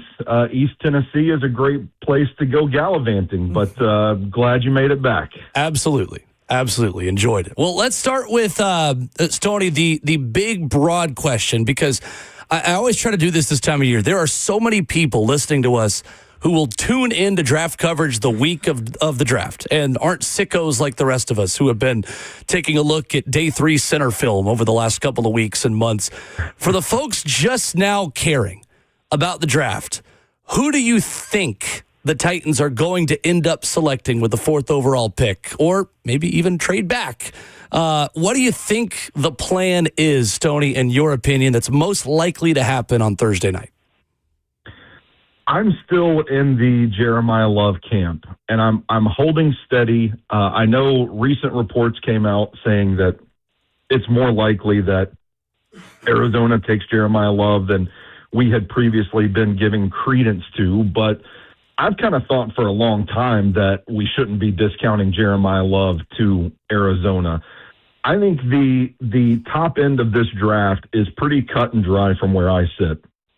Fernando Mendoza at 1. I feel like the Jets are going to fall in love with the potential, or already have fallen in love with the potential of Arvell Reese. And then David Bailey is going to be too good. Fills a need for the Arizona Cardinals. They're not going to be able to pass up on him. And that's going to drop Jeremiah Love to 4. I kind of feel like a talent like that, Jeremiah Love being one of the few blue chippers in this class, is a pretty good bargaining chip for a team that is wanting to trade down. So, I'm not saying I'm discounting the reports that have come out about Arizona. I'm just saying that I think if you're a team like Kansas City that has a pretty decent roster and just had a down year due to a lot of injuries, well, they can probably afford to come up and get that blue chip player while they're in range to grab him, because we haven't seen them in range to grab a blue chip player at the top of the draft every year. So I don't know, maybe there is some interest. They're trying to drum up some interest in a trade back situation. To me, I think it makes a lot of sense for this draft to go Mendoza, Reese, Bailey, and then the Titans stick and pick with Jeremiah Love. But I think that's a good thing. I'm a big fan of Jeremiah Love, so I'm not mad about that, Will. Stoney, how would you then judge the next options after Love? Because then you have the ability to potentially draft Arvell Reese if it is Bailey at 2 and Love at 3. I imagine there would be trade offers if Arvell Reese was still on the board at that point. And then you have the athletic freak known as Sonny Styles, who would be sitting there as well. What would be the best option for you? A trade, Arvell Reese, or Sonny Styles for this defense and where this team is right now? Yeah, I think the thing about the trade back scenario is that on the surface, more picks sounds nice, right? You think like more picks, more players, that sort of thing. But I still think there has to be a plan for it. And you're still in a position where you can get a blue chip guy like Sonny Styles, proven kind of linebacker. You see the production on the field. Arvell Reese is a blue chip talent, one of the freakiest athletes in this draft class, but don't quite know what he's going to be. I don't know that he's proven himself as a pure pass rusher yet, so there's upside there. You have the chance to get one of those guys. If you trade back, it would have to be a pretty sweet deal, because you don't, especially in this class, like you don't want to go too far back and then end up with multiple okay players when you could have had a real game changer. And I think that's the distinction here, is that it depends on what that offer is going to be. It's going to have to be pretty sweet for me to move off of Sonny Styles, who would be my choice between those two, because I do think we're in a situation where the Titans have rebuilt their cornerback room. They have their starters. They've added bodies to the defensive front. And I'm not going to discount that they're going to add a guy later in the draft to the defensive line. They might dabble in this edge class at round 2, maybe a day 3 kind of guy. But the missing piece right now feels like that sideline to sideline rangy linebacker. And we talked with Rand a little bit about that role on Friday's show. And I feel like Sonny Styles is like Robert Saleh getting the last stone for the Infinity Gauntlet. You know, like he's collected all the Infinity Stones and now he's just missing that one to give him like all kinds of crazy power. So I look at Sonny Styles as a guy that could be a force multiplier on the defense, that could be kind of, you know, the ignition to start the whole engine. And that's a very valuable thing. So I like Arvell Reese, but I think there's more projection with him. For me, I would be leaning Sonny Styles, and then let's talk about those trade offers and see what you got. If it's good enough, maybe we'll move back. But I don't know. In this class, I'm okay with sticking and picking the blue chip guy. No doubt about it. We're joined by Stoney Keeley of Football and Other F Words, and also step-in show host from time to time, too. Appreciate you, Stoney, this past week, man. It was a good time. And Will, he also a good time. He got put in the corner, too, by Rand. Rand started asking him about prospects this past weekend. I love that. Stoney was ready to go. Of course he was. That's what we need, Ramon. We need somebody to sponsor the show. Stoney and Rand just name players for 2 hours. Nobody put Stoney in a corner. Nobody puts him in a corner. Stoney, just this week is like devil's advocate week, man. Everything that you thought you knew, you didn't. And one way I want to go on this one, man, is just looking at the schools in which these guys are coming from, specifically Ohio State, because if the Titans don't get Jeremiah Love, they'll get one of the Ohio State guys, the way I look at it. But, Stoney, how do you judge this group? Is it, hey, that is all first-round talent, so they were supposed to be good, or did everybody eat off everybody else's plate? We're talking about Caleb Downs. We're talking about Arvell Reese, Sonny Styles, Caden McDonald, just on the defensive side of it that are top 20 selections. Stoney, how good was that defense, and how do you individually see these guys being productive at the NFL level? Because that's a lot of first-round talent, on top of a previously defensive coordinator in the NFL as well as a defensive coordinator. Yeah, and there's another Styles in this class, too. Lorenzo Styles, the safety out of Ohio State's defense as well. Man, it was a really impressive unit to watch. I watched a lot of that Ohio State defensive tape, and those guys are coached well, which, I mean, shouldn't really surprise anybody. You got Matt Patricia at the helm of that defense. They're coached well. It's a scheme that kind of feels like it's almost designed to exploit the fact that a lot of college offenses don't play defenses like that every week. Like, it is a very much NFL defense. And those guys out there, man, it's almost like they're just taking turns making plays. It's like, oh, Arvell, you got this one. Sonny's going to get the next one. Caleb will get the one after that one. And you mentioned a guy that I don't think people should be sleeping on either is Caden McDonald, the defensive tackle. He's a good player, too. They've got dudes in this draft class. And when I go back and think about how their season ended, it's kind of shocking that they have all that talent. You look over at the offensive side of the ball, they've got Carnell Tate, obviously. They've got 2 tight ends in this class. They've got a running back in this class, an offensive lineman in this class. It's kind of, I made a joke when we were talking about the group of 5 getting into the playoffs last year. I'm like, we're spending all this time debating who's in, who's out, just for Ohio State to mow everybody down and win the national championship. They have that kind of talent on the roster. So it was a bit of a surprise to see Miami bump them from the playoffs. But, man, what a good, fun defense to watch with a lot of guys that can make plays. A lot of smart guys, too. Yes, it was, man. Very fascinating. And Stoney, let's say the scenario is the Titans do want to trade back and absolutely do, and they go to 12. Stoner, can you preference, I guess, or enlighten or educate our listeners on a guy that would be amazing to take, and that's Vega Ioane at 12, the guard out of Penn State. Stoney, what are you getting out of him for the folks that don't know a whole lot about the interior OL of this draft? Man, he's a really clean prospect. He's actually number 4 overall on my big board. Wow. Really, really good player, really powerful guy that kind of understands leverage. He's got a great build, sturdy guy. Like, you watch his tape and you never really see him lose a step. You never really see him give up too much ground. I know there are some questions about the athleticism. Oh, well, he didn't test the best. Like, he's not the speediest athlete out there, but when you're playing in a phone booth, like he was playing at left guard, man, it's more important to me that you've got the fundamentals down. You've got the sturdy base. The footwork is good. You know how to use your hand. You can create drive in the run game. Are you talking about just lining up one-on-one with the guy in front of you and pushing him back? That's what you have in Ioane. He is a technically sound, sturdy dude mover. And on occasion, I mean, Penn State would pull him and get him out in space, and I thought he was adequate. He plays with a little bit of violence.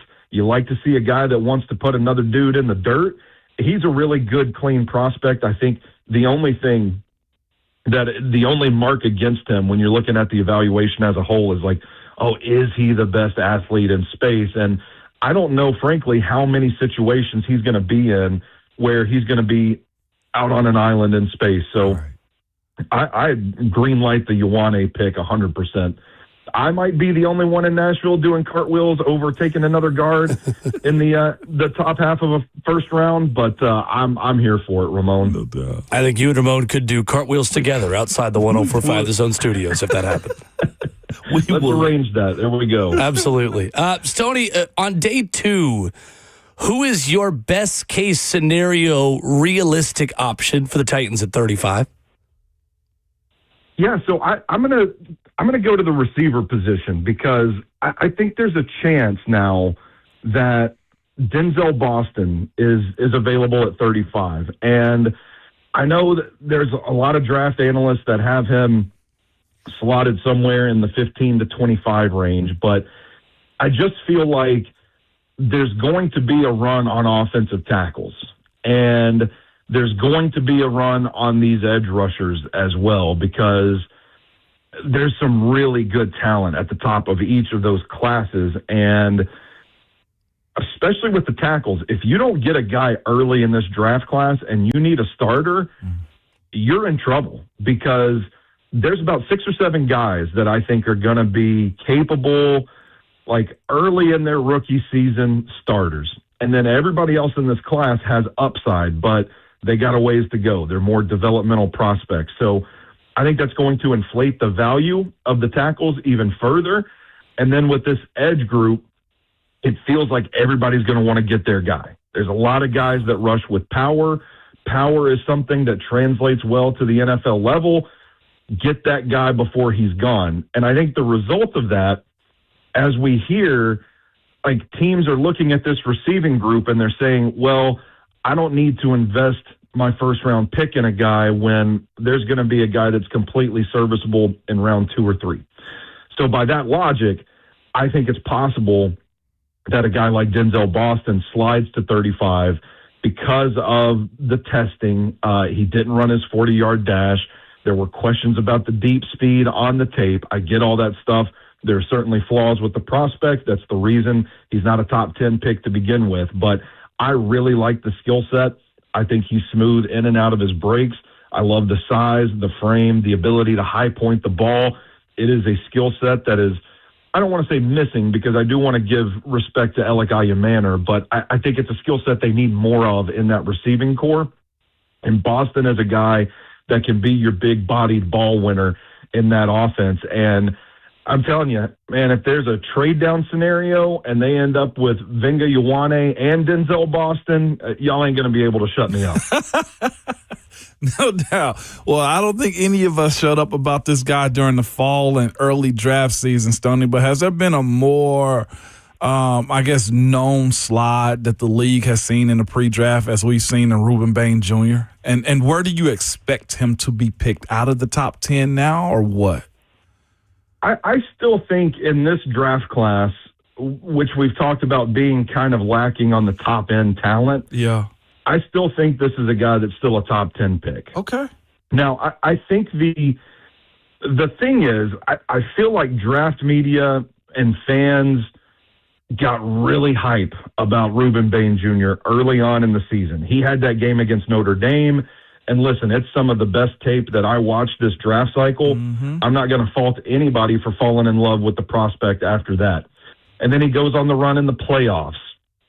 And they go all the way to the national championship, and he takes on a Texas A&M offensive line that has 4 dudes in this draft class, and he puts up numbers. So I think it kind of inflated the value of Bain a little bit in the public's eyes. But I think the NFL all along, they've known about the reported incidents that came out a week or two ago. They've known that the arm length is probably not going to be outstanding. This is not new information to them. I think it's not necessarily that Bain is sliding. I think it's more the public is starting to catch up with the actual NFL's perception of Bain all along. And I don't think the NFL ever saw him as a guy that was like, oh, worthy of the top overall pick. He is going to be a stud no matter where he goes. I think it's always been, yeah, really fun player, really good player. We don't really know where he's going to play in the NFL. So he's probably closer to a mid-first round pick than the top overall. Gotcha. He is Tony Keeley. Subscribe to Football and Other F Words. You can hang out with them on their draft coverage as well. Upcoming this weekend, there will be no better place to go, not only for the first round pick, but knowing like who the heck is this guy from Western Michigan? The Titans just added on day 3. Stoney and Zach will be able to tell you what they ran in their pro day and all of these different things and their best film. Stoney, you guys have crushed it again. Thank you for making us smarter leading up to the draft. Absolutely. Happy draft week. Always good to catch up with you. Happy birthday, Stoney. Man, I appreciate you guys. I got to go fire up draft day now to get into the spirit. It is the season. I love it. Thank you, sir. We'll talk to you soon. Appreciate it. Thanks, guys. Have a good one. All right. There's Tony Keeley with us, and we will, of course, next Monday as well, wrap up everything draft with Stoney and recap this class because there are a few people that will be more prepared to talk about all of the draft haul than Stoney next week. He's crushed it with us. He lives it. Him and Zach do, man. I got to give him credit on that. Absolutely. I love it. All right. Coming up, Tennessee got its point guard over the weekend. Vols continuing to cook in the transfer portal. We'll talk about it next.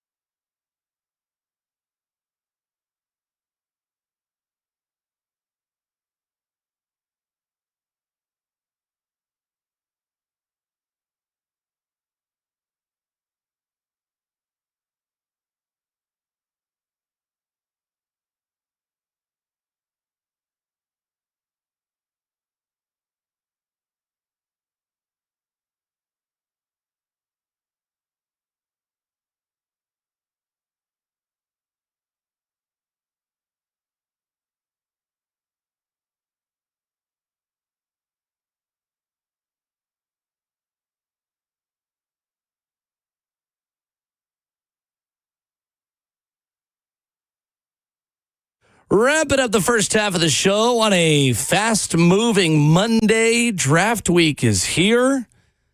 What do the DraftKings odds say about where everyone's going to go in the top 5? Some changes on that over the weekend that we'll dive into coming up here in just about 10 minutes, and some interesting reporting from Todd McShay this morning.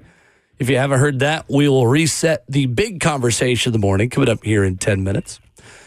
But Ramon, Tennessee got its point guard over the weekend, and Rick Barnes continues to cook. The Vols have had 6 players on campus in basketball recruiting this offseason. They have secured 6 commitments. Terrence Hill Jr., the latest, who committed yesterday, the VCU transfer who scored 31 points against North Carolina in VCU's win over the Tar Heels at the NCAA tournament first round. A total of 51 points for Hill in the 2 games that he played with VCU in the NCAA tournament. Ramon, Tennessee has found its new starting 5, still has needs left, and might still add Juke Harris, one of the top 5 players in the portal overall.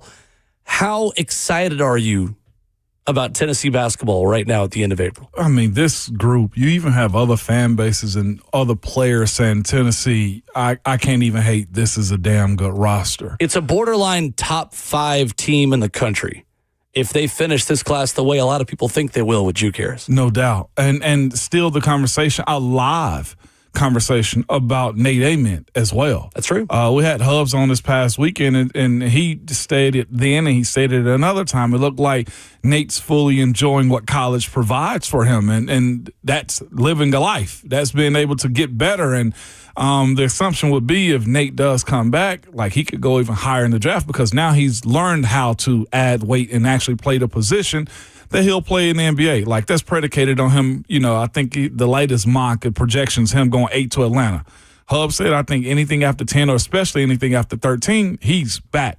The assumption is. But you mentioned, of course, again, Terrence Hill Jr. Legitimately, the way he spoke about why he committed to Tennessee. Grant Ramey's got a real good article on volquest.com right now, too, and it was just watching the Vols in the tournament. That's why the tournament is always huge, too. That's why the tournament and how you perform, it is your recruiting. It is your recruiting weapon.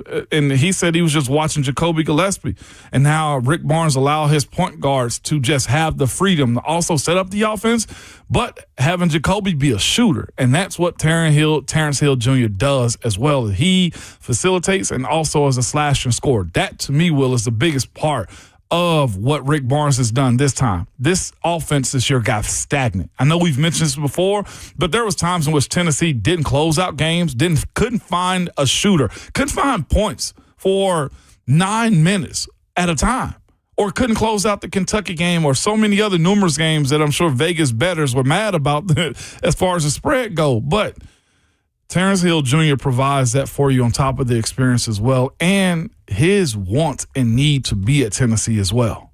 That's right. Terrence Hill Jr. is your point guard, but you are entering a season where you have, as it stands right now, 3 guys who could function as point guards in any given possession. In addition to Terrence Hill Jr., you have Day-Day Ames coming over from Cal, who is listed as a point guard even on some recruiting services and is a kind of combo guard. And then Jalen Harrelson, your 6'9" wing, who has been described to me as a point forward and someone who can bring the ball up the floor as well. The question is going to be, as Tennessee now swings the pendulum toward adding more offensive players and guys that could go get a bucket, can Rick Barnes still expect the same level of defense from guys who are known more for their offense? Can you take the route and say, I can teach anyone defense, so let's go get hoopers? And if you don't know what a hooper means, it means a guy that could just go get a bucket, a walking bucket, as we would call them. That's the kind of strategy it feels like Tennessee is making at this point. I also believe in everything that I've heard and conversations that I've had that Tennessee is still in position to also get Juke Harris. I don't think that one's close to done. Right. I don't think it's one of those kind of the way Hill was. Like I think the Hill thing was always going to happen over the weekend. It was just a matter of when it was being announced. I don't think we're at that point yet with Juke Harris. But I believe, too, that all of these moves are being made with the intent to go get Juke Harris out of Wake Forest, who Rick Barnes has had a relationship with while he was still a high school player.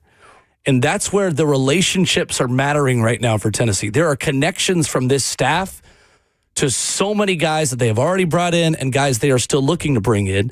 There's a Boston College forward I think they are looking to add as a backup big who's got familiarity with Tennessee's new reported assistant coach, who's the former Boston College head coach. You have Amaro Morgan with connections to both Day-Day Ames and Miles Rubin, your shooting guard and your forward that you've brought in.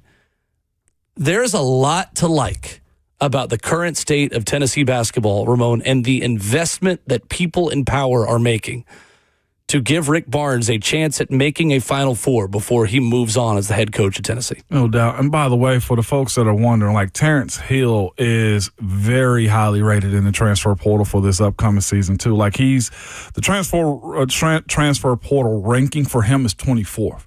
And if you look at the transfers this year that are in it and how they're highly rated, like the Vols got like 4 or 5 of like the top 50 at their, like just overall. And, you know, the other part too, the guy that jumped it off initially was Tyler Lundblade. Him being a dead-eye shooter playing his role in this as well. You got to decide if he's coming off the bench. You can use him to set up plays around as well too. And it's not just a one-man show. Again, if Nate does come back, like he has the flexibility to have the ball in his hand, have it be in a position where he can play around the rim, outside, on top of everybody else that is a part of this transfer class that they have right now. On top of course, you look at the Washington kid out of Murfreesboro as well, who's a hooper. You mentioned true freshman next being year, a hooper, like he's a hooper as well. Rick's found a way to adjust. Rick Barnes found a way to adjust, it seems like, year after year, and understanding what is that quest for that elusive Final Four and hopefully national championship at that spot too. And I think there's probably one more big, unless they choose to go 6'9" to 6'11" athleticism. I think there's one more big as well. It's got to be one more big. So at this point, you have Terrence Hill Jr., you mentioned, who according to On3 is the number 24 player in the entire portal. Jalen Harrelson, the number 20 player in the portal. You have Day-Day Ames, who as a transfer is right up there as well. Or excuse me, sorry. Jalen Harrelson is number 40 in the entire transfer portal.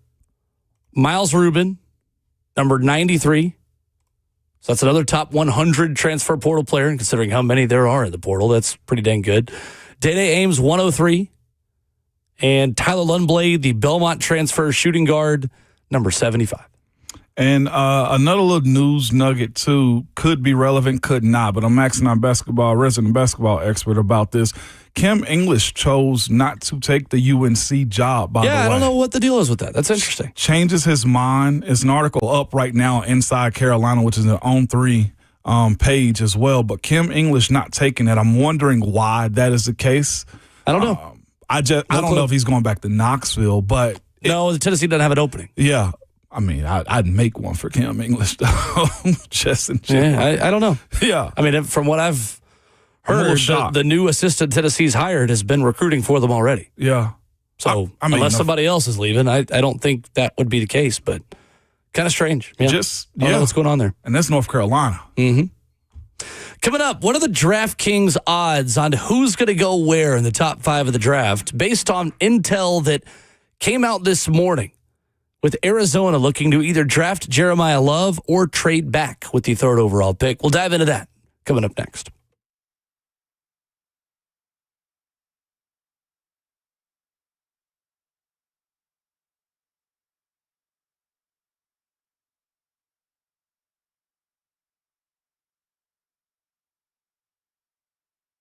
If you're looking for a TRT that's flexible enough for your lifestyle, man, just head over to Low T Center, the #1 name in TRT. Choose testosterone shots, pills, and also just pay with your insurance or out of pocket, or even have your treatment shipped directly to your door, man. And now, Low T Center is offering new peptides, new treatments, and so much more, where you can boost your energy, libido, and confidence for results that you can actually feel. Synergex and Low T Center, they provide testosterone replacement therapy and hormone replacement therapy tailored for your body, your lifestyle, and your budget. When hormones are imbalanced, patients feel fatigue, low drive, mood changes, and just body changes in general. Balancing your hormones means living a better, healthier life as well. And it's not just for men either. Testosterone is important for women as well. It helps boost your energy, your confidence, your drive, and so much more. And no, it won't turn you into a man or anything like that. Doses for women are very careful, so it can help you meet your goals all the time and consistently. The free T-test is a simple blood test called the total testosterone test. And it takes about 20 minutes to get your results, and you're right out the door with all the answers that you need. It's personalized, it's provider-led, and all of their providers are licensed experts in their field as well, man. You can go ahead and book your free testosterone test now at fixmylowt.com. That's fixmylowt.com.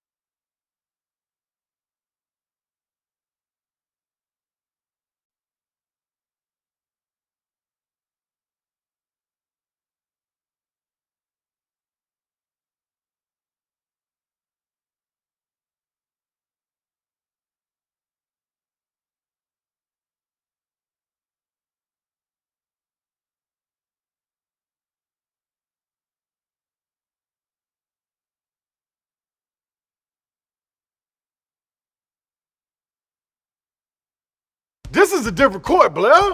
Same result, Slay. Oh, okay, Blair. See, that's Tyler Tanner. See, Tyler Tanner's in the house now. Let's see what you got. Jerry's out, Blair. Blair, come on. Okay, Blair, just come sit down. Come on, Blair, stop. You're going to get hurt. Blair, get off the court. That's enough. What's the verdict, Blair? The courtroom is where I play ball.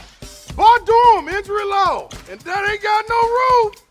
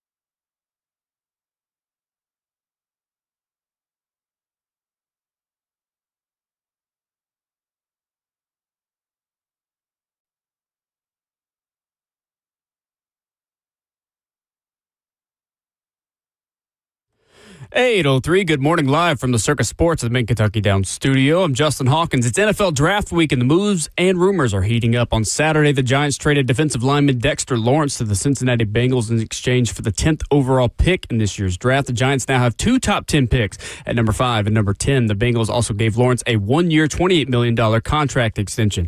This morning, per ESPN's Adam Schefter, an A.J. Brown trade to the New England Patriots is likely to happen on or after June 1st. The two sides have discussed a deal, but neither side is willing to commit until after June 1st. The latest this morning, per Mike Garafolo, the Eagles begin their offseason workout program today, and A.J. Brown is not expected to attend. The Titans are planning to pick up left guard Peter Skronski's fifth-year option. It was first reported by Jeremy Fowler on Saturday. Skronski, the 11th overall pick back in 2023, is set to make just over $19 million in 2027. And Nashville Soccer Club grabbed their 6th win of the season on Saturday night, and they remain atop the Eastern Conference with 19 points after Saturday night's 2-0 win over Atlanta United in Atlanta. Christian Espinoza scored his 3rd MLS goal of the season, and Shaq Mohammed scored his first career MLS goal on Saturday in the win. For all your foundation repair and waterproofing needs, you got to go to USSTN.com. Breaking news at once on your home for the Titans and Vols. This is 104.5 The Zone.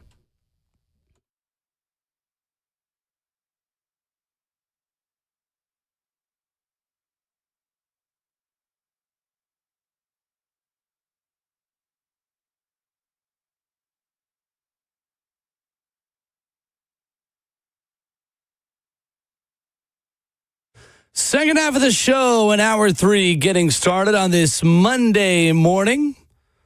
Ramon Will streaming live on 104.5 The Zone TV, Facebook Live, YouTube, Twitter, or Twitch allows you to get your thoughts in without having to dial a number. Effing a big chat, wide open for your conversation. So there is a lot of intel that comes out the week of the draft. And, Ramon, there is intel about the Titans and the Cardinals and what everyone wants in the top 5. Todd McShay tweets out over the weekend, flying to L.A. early. I'm going to bed believing Arvell Reese is the Jets' pick at 2. Jeremiah Love won't last to pick 7, parentheses, maybe not to Tennessee at 4. And if the Cardinals want Ty Simpson, and they do, they better move way up, which explains why they're trying so hard to move out of 3. The intel, as we know it, from Todd McShay and Adam Schefter is that if the Arizona Cardinals don't move out of the 3rd overall pick, they are likely to select Notre Dame running back Jeremiah Love. The smokescreen stuff on Arvell Reese and David Bailey to the Jets is interesting. I know the Jets canceled a visit with David Bailey. Now people are saying, well, maybe it's not Bailey at 2, it's Reese at 2. There's a world where the Titans could take David Bailey with the 4th pick. Could take Jeremiah Love if somebody trades out or up to 3 to take Bailey. Or they could just say, forget it to both and take Sonny Styles. We got a lot to sort through, Ramon. We do. And Arizona's a team that's dictating a lot of this movement. Trade back creates a different scenario for the Titans. Staying there creates a different scenario for the Titans that I think is off everybody's mind when it comes to Jeremiah Love being the 4th overall pick if they do choose to stick and pick. I will say Todd McShay, I think, is good on almost everything that he said. Like Arvell Reese could go number 2 overall. Just re-looking at his tape, you see the dynamic side of his game. He plays with the level of intensity that I think any team on any scheme can pretty much put him in and his plug and play with what Arvell Reese can do. David Bailey's probably a little bit more different. He's at the line of scrimmage more often than not, and he's going to need room for growth. We had somebody, it might have been a caller, I forget who it was, that compared what you hope David Bailey's projection is in the league is Will Anderson Jr. You knew he had some stuff he had to get fixed as far as the run game goes. That was one of my biggest knocks on him. And just the realization of what you're asking him to do. He's coming in to be a rusher, a premier one at that. And it's okay to spin at that spot. The last thing to me that McShay said that I don't fully agree with, and I won't wrap my mind around this one, period, is that they are trying to set themselves up for Ty Simpson. I like Ty Simpson. I thought the first half of his season at Alabama this year as their starter was elite. issue that I have for him is, yes, the amount of starts that he's had as far as time on task on the job is real low compared to what you're asking him to do. But he's not the only one that's not had a whole lot of time on task for a quarterback position. Zach Wilson, same conversation. Trey Lance, same situation. I get it. It doesn't matter. You love who you love at the quarterback position. I personally wouldn't risk my job if I'm Monty Ossenfort to being attached to Ty Simpson. Why? Unless they've gotten answers as to what happened his second half of the season. I know the run game is a part of it, but here's the thing. You're not going to have much of one in Arizona anyway. You don't have the offensive line anyway. I think that is the biggest lie coming out of the draft season right now is Ty Simpson going high in the draft. Interesting. I mean, that's just me. I read that less as Ty Simpson's going really high and more the Cardinals are just going to take him in the first round at some point. I mean, that's just not a position you can miss on because the opportunity cost of waiting too long and someone else snagging Ty Simpson before you can is Jacoby Brissett being your starter. And he's holding out right now because he wants starter money to be a starting quarterback, as he should. Yeah. So if you missed on Ty Simpson and you took a risk and waited till 20 to get him, and all of a sudden the LA Rams decide, well, no, we need our Matthew Stafford plan B. Or if the Pittsburgh Steelers move up, which I don't think they're in the position to do. But again, like these are the scenarios taking place in Arizona right now because there's only one quarterback that plays. That's true. And in this class, there is a Marianas Trench gap from Ty Simpson to the next best guy.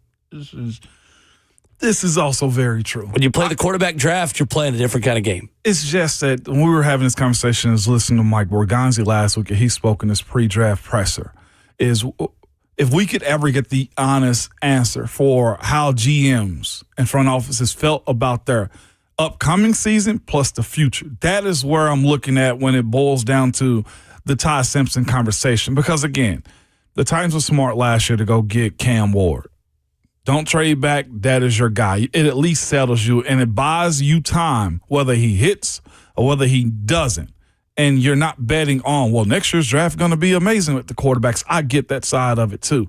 But the reality of them competing in 2026 is low to me when you look at the Arizona Cardinals setup. I just don't see it. It sucks for the players that got to go through a bad season and trying to figure out how to be competitive again, especially when you bring in backup quarterbacks like Tyrod, right? When you bring him in, Tyrod Taylor. Yeah, you bring in Tyrod Taylor. You bring in just Jacoby Brissett and all of these backup types. You're setting yourself up for mediocre to below the line play. And that's just how it is. And I feel like right now Arizona's either throwing a bunch of fake news and storylines out there to drum up a story into them being serious about competing, and is nowhere near it in my personal opinion. Nowhere near it. Their young first-round draft picks aren't even ready to compete just yet. Like, it doesn't hold weight to me for a team that's in one of the toughest divisions. And you mean to tell me with a half-made offensive line and a running back that can, gets injured in a defense that's not that great, I'm supposed to believe that Ty is going to solve that problem? If so, good for him. Move back. Maybe not right away. Move back and let the Titans take Jeremiah Love at 4. You got to have strong convictions about him. You do. You absolutely do. I agree with you. And those issues aren't our issues here. I just look at the fakeness of these reportings, and I personally don't believe them. What do you not believe specifically? That they're that serious about a quarterback in the first round. I just think they're trying to accumulate as much draft capital as they can for later dates. They're trying to feel like they're being serious about this season. I just don't see it being the case, especially with Jacoby Brissett and Gardner Minshew at quarterback. No. For now. I mean, to me, that is the indicator that they're all in on Ty Simpson. If they pay Jacoby Brissett $22 million, what's the use in... I don't think they're going to because they're going to draft Ty Simpson. I know, but... That's the point. But they're saying they're eager to negotiate. Of course they are. And they got to have somebody in place right now for OTAs. Zach, you made the point in one of our breaks... Zach Kroll, hanging out with Justin, of course, in the studio with us, that there's another veteran fit. Aaron Rodgers is not going to make a decision with Pittsburgh before the draft. Fowler put that out this morning. You made a good argument in one of our breaks earlier. Yeah, one thing you guys will learn about me is I like to be a little bit contrarian. And Will, everything You're in the right line of work. Yeah, you are. Yeah, you are. Everything you said about Ty Simpson to the Cardinals makes sense. That's really the only team we've seen linked to him right now. But I'm thinking, if you draft Jeremiah Love, why try to win now? Like, you have Marvin Harrison Jr., Michael Wilson had a great year, Trey McBride. I would rather go into next season with Aaron Rodgers than Jacoby Brissett. I think the Steelers would be wasting their time if they just try to repair Aaron Rodgers with Mike McCarthy. I agree with that. Great point. So I'm thinking we could see a scenario where maybe Aaron Rodgers goes to Arizona and the Steelers are the team that takes Ty Simpson earlier than we expect.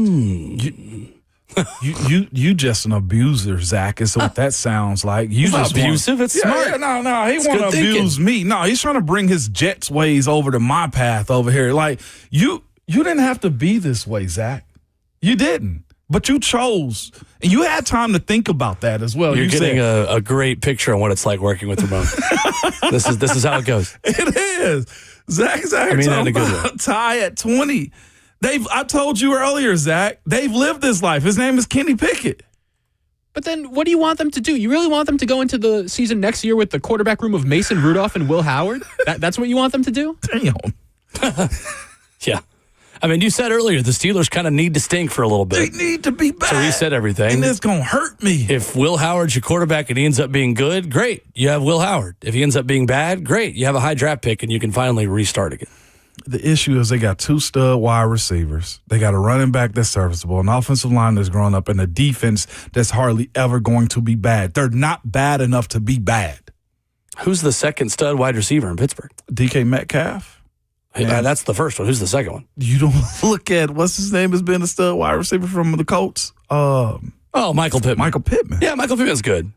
I wouldn't put him in stud category, but he's good. He's a weapon. Yeah, he's good. Yeah, he was their number one. Well, when I think stud, I'm thinking like top 10, top 12 receiver in the league. Those two together is a damn good pairing of wide it's receiver. solid. Yeah. It's solid. No, I think it's very solid. Yeah, no, I think it's good. Yeah. I just don't think he's a stud. Top of Pat Fryermuth being there as well. I mean, they got a core. They're too good to be bad is where I'm at. Well, that I agree with. So DraftKings has Fernando Mendoza minus 20,000 to go number 1. That's obvious.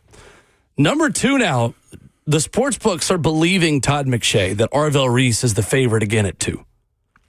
So Arvell Reese has now dropped to minus 220 to go to. That's pretty strong favorite. David Bailey at plus 165.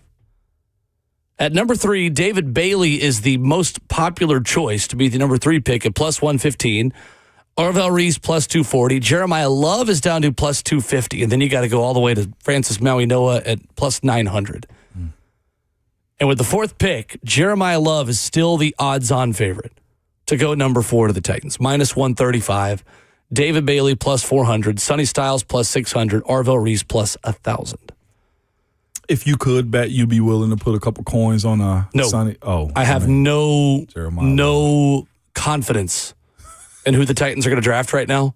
If I could bet it, which I can't and I won't. Cannot do it. I would not bet on who's going to be the 4th pick. Yeah. I think there are enough irons in the fire and a lot of different things and a lot of people saying different things that I would not have any level of confidence on who the number 4 overall pick is going to be today. This has been the most sure I've been 2 times in this pre-draft conversation about the Titans' 4th overall pick. Reuben Bain, bring him on down. Then he's not. Jeremiah Love, bring him on down. And now he's not. It feels a little bit like Joe Alt and the way we attached ourselves to Joe Alt until the week of the draft, and we started hearing more intel that the Los Angeles Chargers were going to get him and push him over to right tackle. And that's exactly what happened. They did. If the draft buzz is the same this time around, owner Michael Bidwell either wants his team to draft Jeremiah Love or trade back in order to get quarterback help. And things get really interesting at that point. I feel like I hate it too bad on Ty Simpson too. Well, it's because I liked him. Remember, I thought he was better than Mendoza earlier part of the season. But then what did he do the second half of the season? He turned back into a pumpkin. He turned into a pumpkin. And he's just not played enough. No. If Ty Simpson had one more season of body of work, even just being a similar quarterback to what he is, but he just done it longer, I think he could be a top 10 overall pick. And he's come out as of late. The report is Miami offered him $6.5 million to stay. I don't know if he could have benefited because it didn't benefit Carson Beck, but it also made him a Miami legend. Most Beck? Definitely Carson Beck, with taking him to the national championship, he did. I would give him that much respect. He can always go back Miami. There. Other than him getting his Lamborghini truck stolen, I mean that man was on cloud 9 the entire time down there. Quickly, new contract, 2 years, $50 million. Trent Williams staying in San Francisco. How much up front? They don't give all that. 37 guaranteed, 22 signing bonus. That's just a 1 year 37. Trent Williams, the first non-quarterback in NFL history to surpass $400 million in contracts and $225 million in guarantees. Elite Loyalty Sports, his agency, breaking the news themselves. Yeah. More agencies should just do that. Don't text Schefter your news. Just do it yourself. And y'all all got Twitter accounts now. Exactly. I'm sure Trent's documenting it all anyway. Coming up, what do we know about the Titans draft? There's one thing that I'm feeling more confident that they'd like to do. It has to do with trading a certain player. What are you thinking about, Will? We'll talk about that next.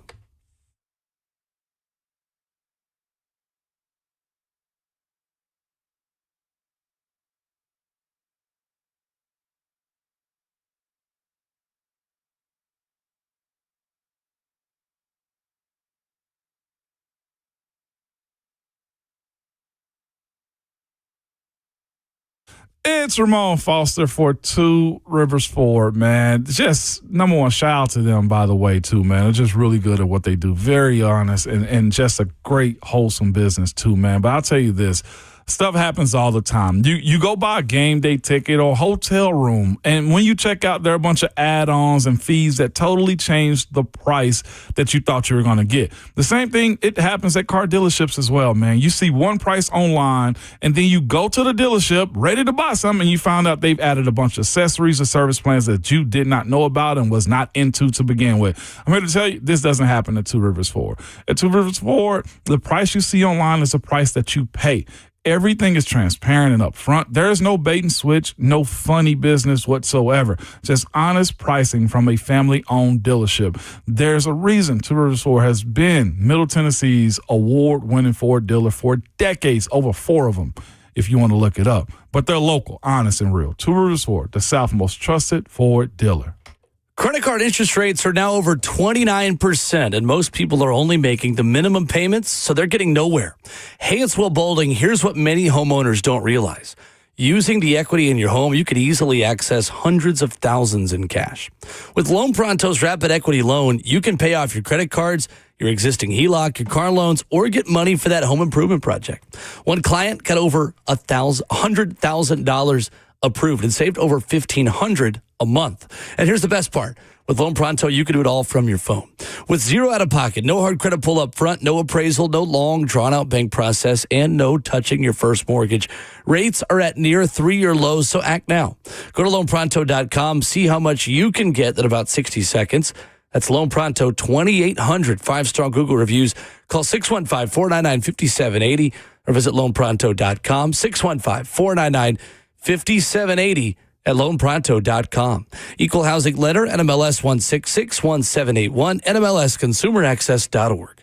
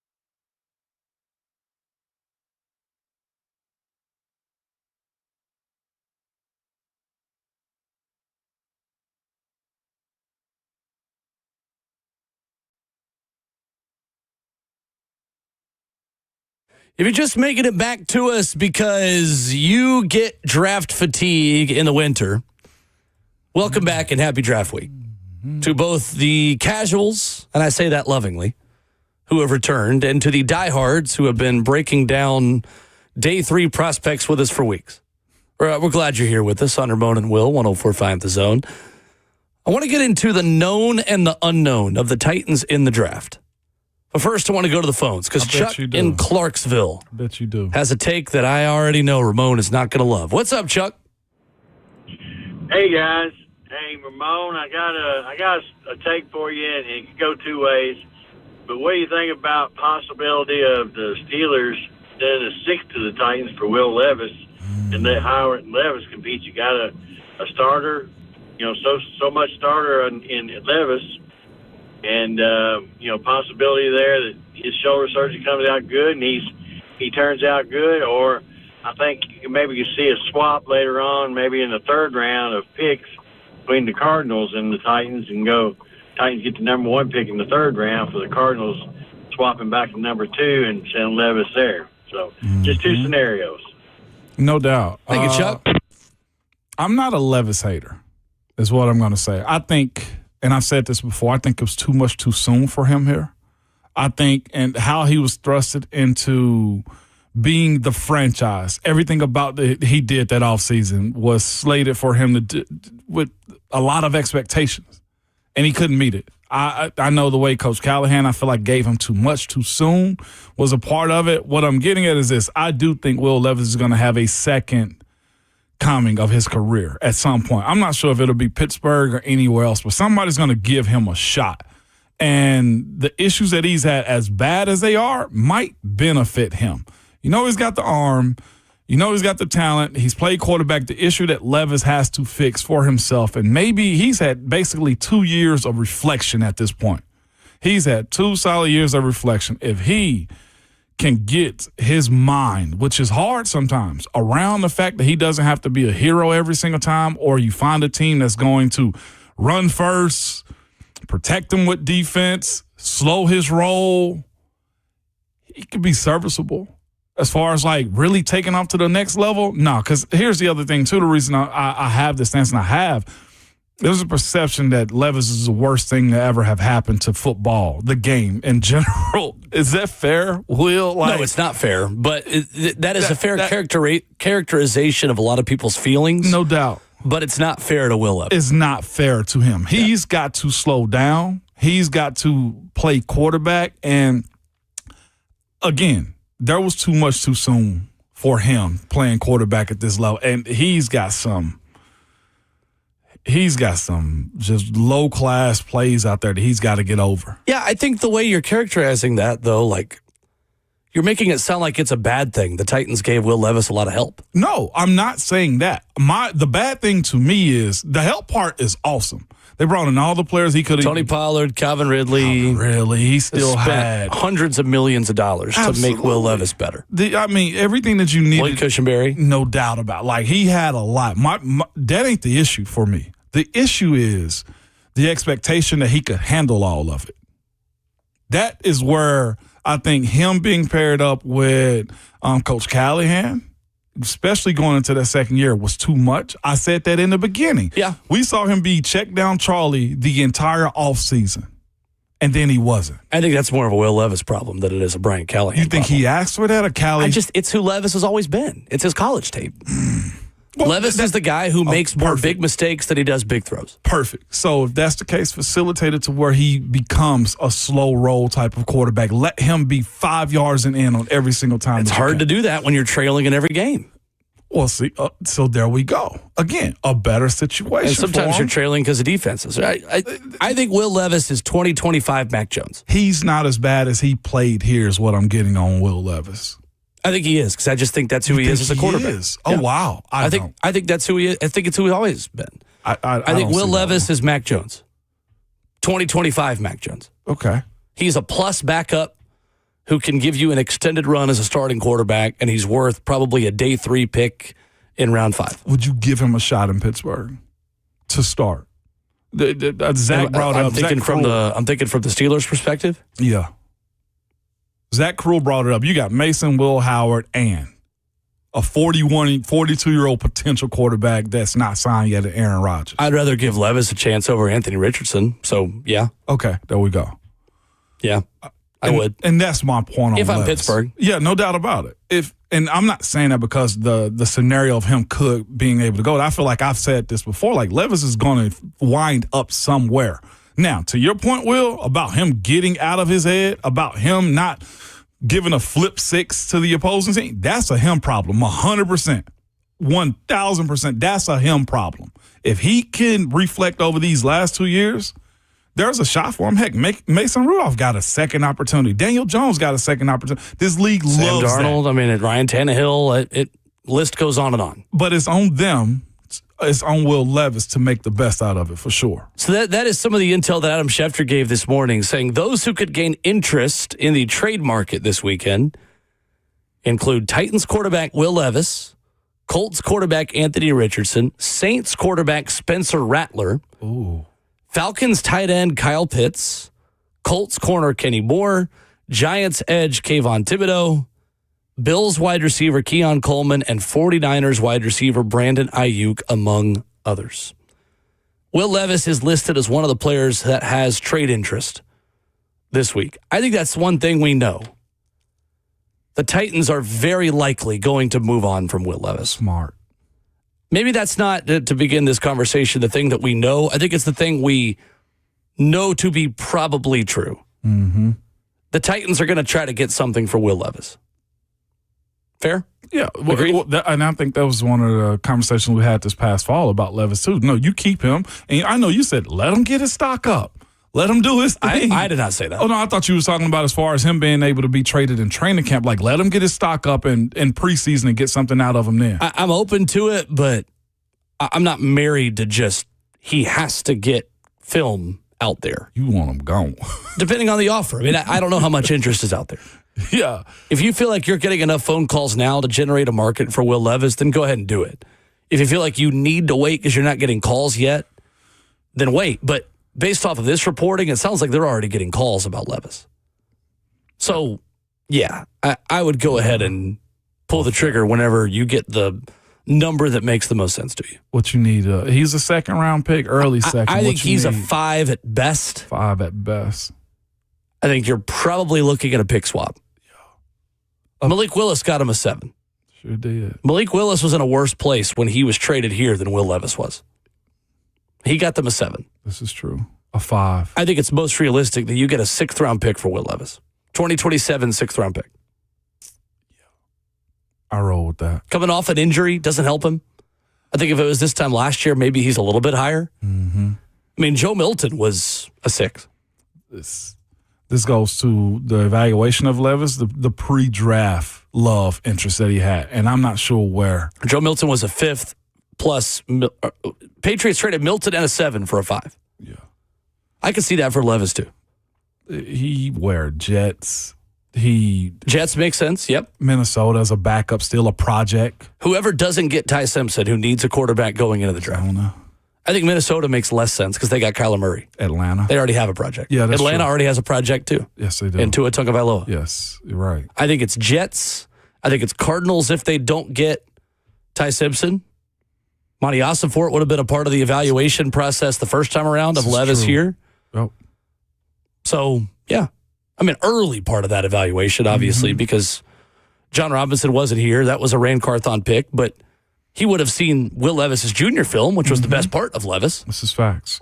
Everybody evaluates the quarterbacks anyway. Yeah, you evaluate a couple years ahead, and you're always looking at who's a sophomore, junior. Yeah. 4-6, 5th to a 6, he sold quickly. I think so. And I think you're probably going to have to give up a 7 in the process. Quickly, he sold.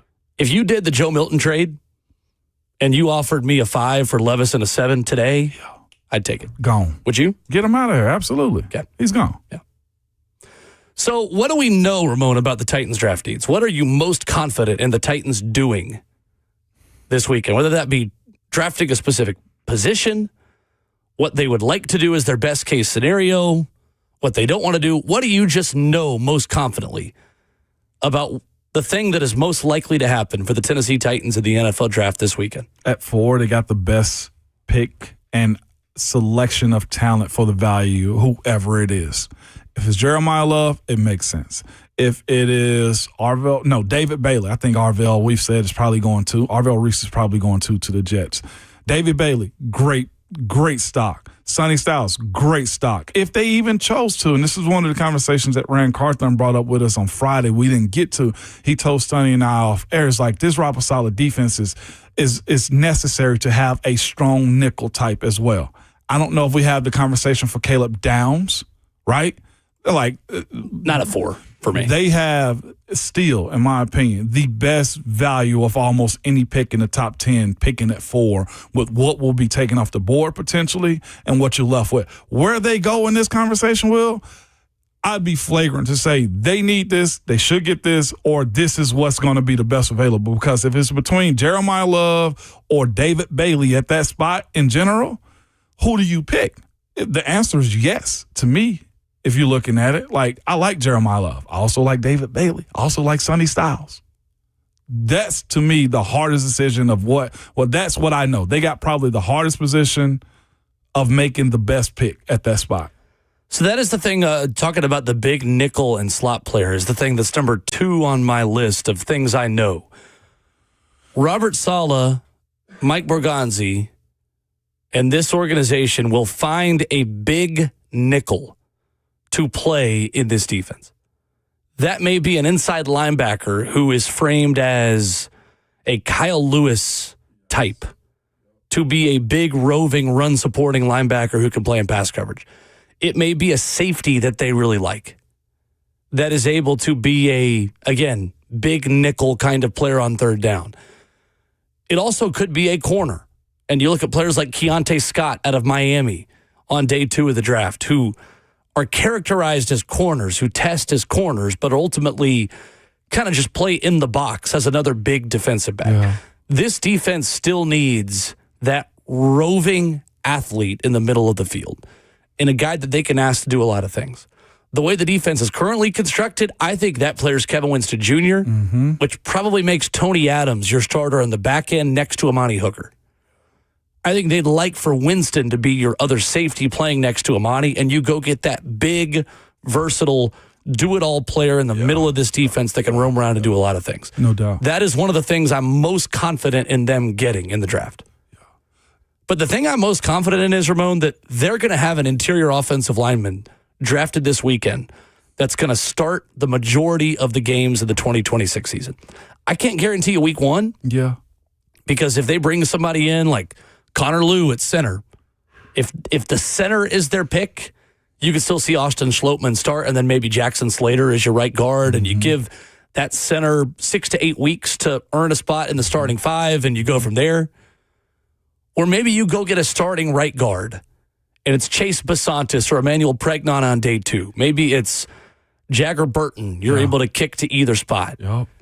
This could be someone like Logan Jones at center, who you feel like is versatile. Like, there's so many right guard options within this thing that I think the Titans are banking on finding a starting offensive lineman for the majority of this season in the NFL draft. I can tell you with much more confidence they'd like to do that and find linebacker than I do what they're going to do with the 4th overall pick. Because I've got more unknowns than knowns based on the recent intel we've received from Adam Schefter and Todd McShay reports over the last 24 hours. About this big nickel conversation, this down the field corner linebacker hybrid type. We had a question come up from F&M Bank YouTube chat. Where's James Williams in this equation? We've had this conversation before. I'll give my answer before you give yours. I think James Williams is out of that conversation. As a starter, I agree. Yeah. He's penciled in as a starter right now in a position you're looking to upgrade in the draft. Absolutely. He to me, I feel like, is a backup linebacker more than he is a weapon down the field, because that's what the league has told him he was going to be as well. It's a 7th-round pick. Yeah. And I don't say that as disrespect to James Williams, no but doubt. He had the spot next to Cody Barton in camp last year, and Cedric Gray took it from him. Yes, he did.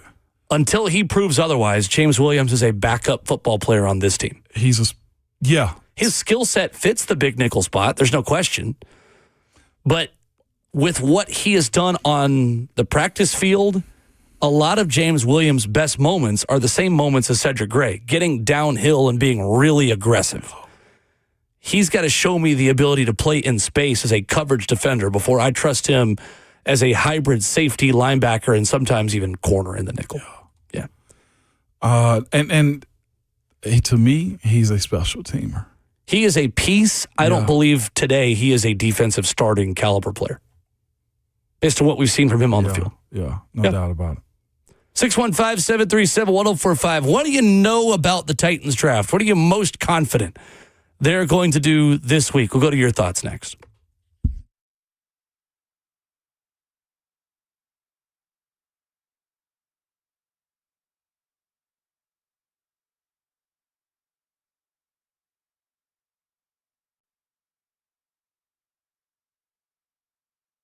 Brentwood Jewelry is the place to go in Middle Tennessee for big gifts, for that diamond ring, for those earrings, for the watch, for the fellas. Whatever you're looking to get, Brentwood Jewelry's got it. Hey, it's Will Bowling. They've got exceptional style, exceptional deals every day for over 50 years. They have been in business now for over 50 years because they're a family-owned and operated business who does things the right way.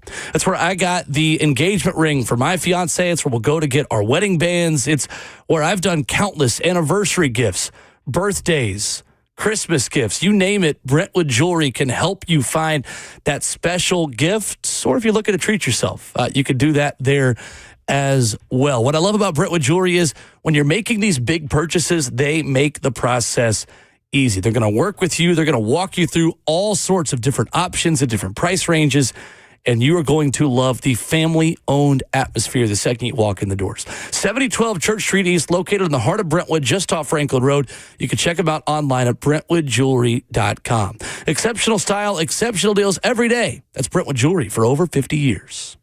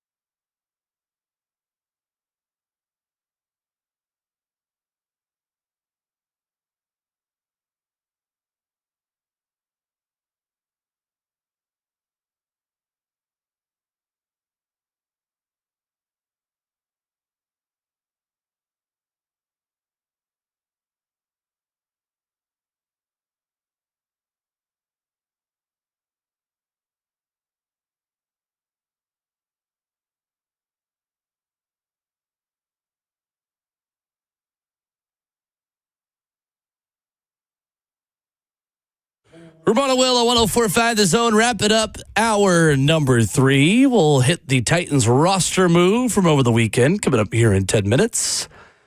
615-737-1045. Our number, if you want to get to us. Things we know about the Titans draft, Ramon. Who? What's their number one need heading into the weekend? The number one need? Ooh, I'm looking at a whiteboard over here that says speed. Speed. Underscore. Well, we're going on characteristics. Rusher. Yeah, talent. Speed. The premier edge or a wide receiver for the future. Can I just give a cop-out and say a really good player? I care less about what position it is and more that they just get a star. Good player. Go get you a stud. In this draft specifically. Go get you a Justin Jefferson. This is a draft of a bunch of really good players. I don't believe it to be a draft of superstar players. Jeremiah Love superstar, would you say? Yes, I would. If we can be honest about the entire top 10, we're talking about star power, not turning into a good player. Like how many players in this draft to you have star power? Star power? I think there's Jeremiah 5. Love. It's 5. I can't even say it's 5 because those other ones got to turn into it. I think immediately, to Titans fans' point, I think immediately Jeremiah Love has that. I don't know if Mendoza have it. I think he does. Star power. I do. I want to see him play quarterback in the NFL. But, I want to see him how he manages the locker room in the NFL. That's not a good team that he's going to. No. And that's what I mean. It's gotten better this offseason, but it's still not good. Star power, we see him as a rookie, going to the next level, and I don't know if we're going to see. I think Jeremiah Love does possess that. I think there is a separation from the top 5 and maybe top 6 players in this draft as stars, starting with Jeremiah Love. Okay. 2 edge rushers and David Bailey and Arvell Reese. Fernando Mendoza for me. Sonny Styles with a Luke Kuechly type skill set at inside linebacker. And I still believe Caleb Downs has star power. Star power. At the safety position. Yeah. The problem is that half of those stars play positions you don't typically want to draft with top 5 to 6 picks. You know who I see having star power, and if he'd have played this year and really done what you needed him to, and I got on the orange friggin' shirt, I know. But I think Jamar McCoy possesses it. I think that's a great one, too. You seen the conversation, him moving up into the top 10 now? Yeah. And I think, too, that there are more players that have ceilings of stars. Like Carnell Tate could be a star. He's just, what do you consider a star? You consider a star being T. Higgins? Because that's what I think Carnell Tate could be. Right. T. Higgins is a star. Yeah, T. Higgins earned over $20 million a year contract. Right. That, to me, is the high-end evaluation of who Carnell Tate is. He's a really good receiver, too, and a good offense. Mm-hmm. And I think Jeremiah McCoy is another player that has that level of potential. I think everybody else has just what-ifs on their resume. Like Denzel Boston could be a very solid wide receiver. Is he going to ascend up to star power levels? I'd even go a step further. I think Eli Stowers will end up having star power after going to the right team. He has to go to the right team that knows how to utilize him as well. I like T.J. Parker out of Clemson, the D tackle. I think he can ascend up to a late first round star power type of player too. Iffy on the wide receivers. Mekhi Lemon most definitely has some good about him. Carnell Tate has some good about him. Jordan Tyson have some good about him. According to some, Jordan Tyson could be the best wide receiver in this group. But he's got to stay on the field and stay healthy, though, too. So when you mention star power, I think we're looking at, you're right, Will, 5 to 7 guys that have star power. None of the offensive linemen have it. I think they'll just be good. And watching, only reason I push back on the edge rushers, though, too, and it's not his fault, but star power, I expect it. And he does have it in New York. Abdul Carter's got star power. He didn't have the production. So who do you think they're going to draft? Overall? Not who would you draft. Who do you think it's going to be? If nothing changes, the way we've talked about it before, this upcoming week is Jeremiah Love. I think. I'm starting to change my opinion of what I think is going to happen. Because of the Cardinals? The second it was put out there that Cardinals owner Michael Bidwell is the voice in the room advocating for Jeremiah Love, I started to become very concerned that Jeremiah Love is going to be the number 3 overall pick of the Arizona Cardinals. Because the owner having sway means a lot. And when the owner gets his mind fixated on something, there aren't a lot of trade offers that can convince you otherwise. Monty Ossenfort has a history of being willing to wheel and deal. It's the reason why the Houston Texans have Will Anderson Jr. as their edge rusher, because of the deal that they were able to do there. But I am starting to get worried that Jeremiah Love is going 3 to the Cardinals, but also that the Titans' dream scenario might end up happening. That one of David Bailey or Arvell Reese falls to them with the 4th pick. Because that is another thing we know. And that is insight we can give you, because it's been talked about and reported, and this has kind of been the general sentiment, was that if the Titans had the opportunity to draft David Bailey, they were going to do it. I think the Titans are going to make David Bailey the pick at 4. Really? I think David Bailey becomes a Tennessee Titan on Thursday night. I reading the tea leaves, reading the late push we're getting for Jeremiah Love going 3, I think they're going to do it. And I think David Bailey, I'm officially changing my stance. It's not what I would do. I want Love. I'm not changing my priority. Even if I could pick between Love and Bailey, I'd still take Love. Yeah. But I think it's going to be David Bailey at 4. I really do. I think enough has changed for Arvell Reese to go 2, Love to go 3, and David Bailey to be the 4th pick. And I'm not mad about it at all. You know, another little caveat too is the Rand mentioning you have and others as well. That Shanahan tree always has a really good run game that's overlooked by what they do in the passing game too. And Jeremiah Love with Mike LaFleur satisfies that itch. The same reasons why Saleh would have spent a lot of time around Christian McCaffrey and wanted Jeremiah Love, same argument can be made for Mike LaFleur and the Arizona Cardinals. We'll see. We will see. I think either they're trading back and someone takes Bailey and allow the Titans to take Love or Styles, or they take Love and the Titans get one of the 2 edge rushers to fall in their lap at 4. So and that's the pick. Jim and Wyatt have to retext us and ask us for a readjustment. No, we all made our picks. We all made our picks. That's the way this thing goes. I mean, it happened. It's happened plenty of times. 615-737-1045. The details on a Titans roster move from over the weekend after this.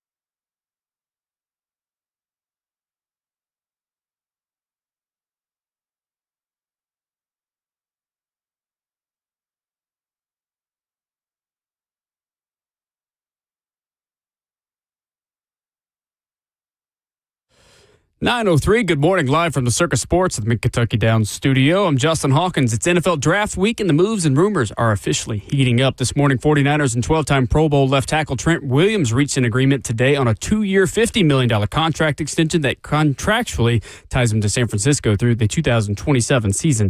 That was first reported by his agency, Elite Loyalty Sports. On Saturday, the Giants traded defensive lineman Dexter Lawrence to the Bengals for the 10th overall pick in this year's draft. The Giants now have the 5th and 10th pick this year. Then the Bengals gave Lawrence a 1-year, $28 million contract extension. Also on Saturday, the Titans reported they were planning to pick up left guard Peter Skronski's 5th-year option. It was first reported by Jeremy Fowler on Saturday. Skronski, the 11th overall pick back in 2023, is set to make just over $19 million in 2027. And Nashville Soccer Club grabbed their 6th win of the season and remain atop the Eastern Conference standings with 19 points after Saturday night's 2-0 win over Atlanta United in Atlanta. Christian Espinoza scored his 3rd MLS goal of the season, and Shaq Muhammad scored his first career MLS goal in the win. For all your foundation repair and waterproofing needs, you got to go to USSTN.com. Breaking news at once on your home for the Titans and Vols. This is 104.5 The Zone.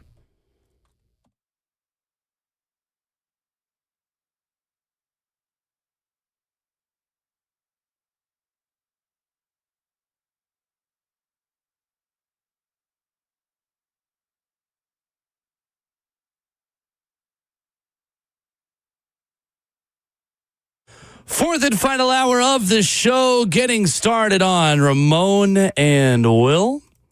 Draft week here at last. I love NFL draft season. It does feel like today, Ramon, we are having new conversations for the first time in a while.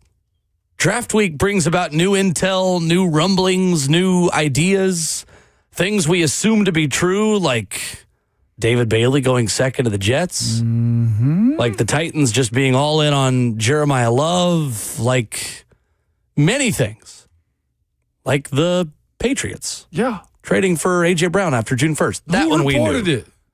Adam Schefter. We need to start checking. Never mind. Any incriminating photos out there? You ever been to Ambiente, Sedona? I have not, no. Clearly, Mike Vrabel and Diana Rossini have. But yes, this time it was Adam Schefter this morning with the reporting on A.J. Brown increasingly likely becoming a Patriot after June 1st. We've barely spent any time on that because we've known this. We've talked about this. We've given you that. Yeah. A.J. Brown is going to be a New England Patriot. He gone. Until new information comes to light or people are holding hands at a different resort that tell us something different.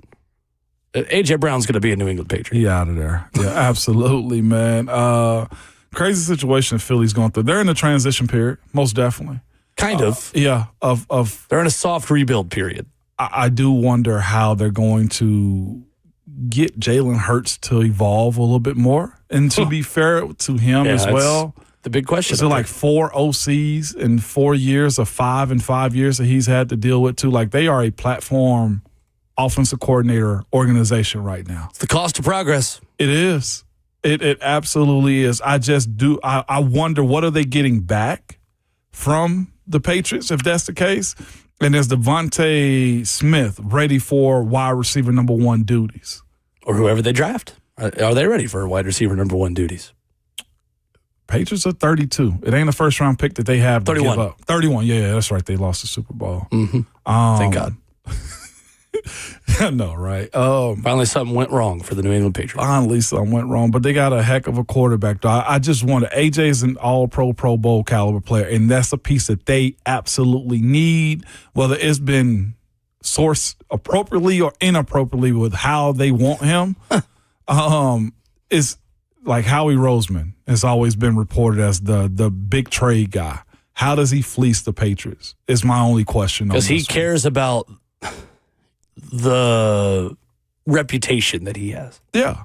And that reputation's won a Super Bowl. It's carries. So I can't totally criticize him. No. I see Keon Coleman as a replacement if they want to trade a pick away for him. For A.J. Brown? No, not for A.J. Brown, just if a deal with the Bills. Because you brought up earlier, he's a candidate that, including Will Levis and Brandon Ayuk. Oh, yeah. I don't know if the 49ers. Does Brandon Ayuk want to play football? He's not in a long time. That boy pulled what a heck of a signing bonus he got. If I'm a contender like Philadelphia or Kansas City right now, I'm looking at the amount of proven free agent wide receivers thinking, after the draft, y'all's price is all going to come down. It's so true. I'm looking at Tyreek Hill. I'm looking at Stephon Diggs. I'm looking at Jawan Jennings. I'm looking at Deebo Samuel. I'm looking at Brandon Ayuk. That's why I think Kansas City is the landing spot for one of those players. And I know Tyreek's been the one most frequently linked to them. The kind of group of guys that want to continue doing their own workouts without the need to go somewhere else. In the wave of free agency where the Titans added DeAndre Hopkins a couple of years ago. Right. Well, how wrong was I on the Jawan Jennings front? How wrong was his representation about what they thought he could get? Because clearly that's the big reason why they're still here. Brother. Unsigned going into the draft. Commenter on YouTube says, honestly, Schefter should have let Diana Rossini break this news. She earned it. Stop. Stop. I started it, but stop. Yes, you did. I started it, but stop. Yes, you did. Okay. Why do you think they were holding hands? She wanted to get this story first. No, it was just good friends meeting up, man. That's all I feel it like we was. can definitely talk more about this now that there are more facts out there. That she, her resignation speaks volumes. It does. Her letter is louder. She didn't take the ownership. She did not admit guilt. She did not. But to me, she kind of did by resigning. And you're going to see her again. Dan Lebertard has already said that if they let her go at the Athletic, that he's going to bring her to Miami. And she's gone. Yeah, she's gone. I got a feeling she'll be covering this fall. The integrity side of this, you took journalism in college. The integrity, what is it, the ethics class. Yep. I do wonder moving forward, how will these insiders be reported to? How will Rossini also be viewed as an insider moving forward as well? Like, if she's just a sports commentator, like how I do right now, like, cool, she has a lane. But as far as breaking news go moving forward for her, her credibility shot. It's done. Her credibility in the court of public opinion is shot until there is proof that her story, the day this thing came out, is true. That there was a hiking trip and there were other people, and now there's reports that the Athletic asked for specific examples of texts of screenshots with other people planning a trip to Arizona of 6 people for a hiking trip. And that evidence has not been given to them. No. The resignation, when she did, was an admission of guilt to me, even though it was not explicitly admitted within her statement. I do look at the, and I like playing devil's advocate, and I think it's appropriate in this case as well. There is one person that hasn't felt the heat of this at all.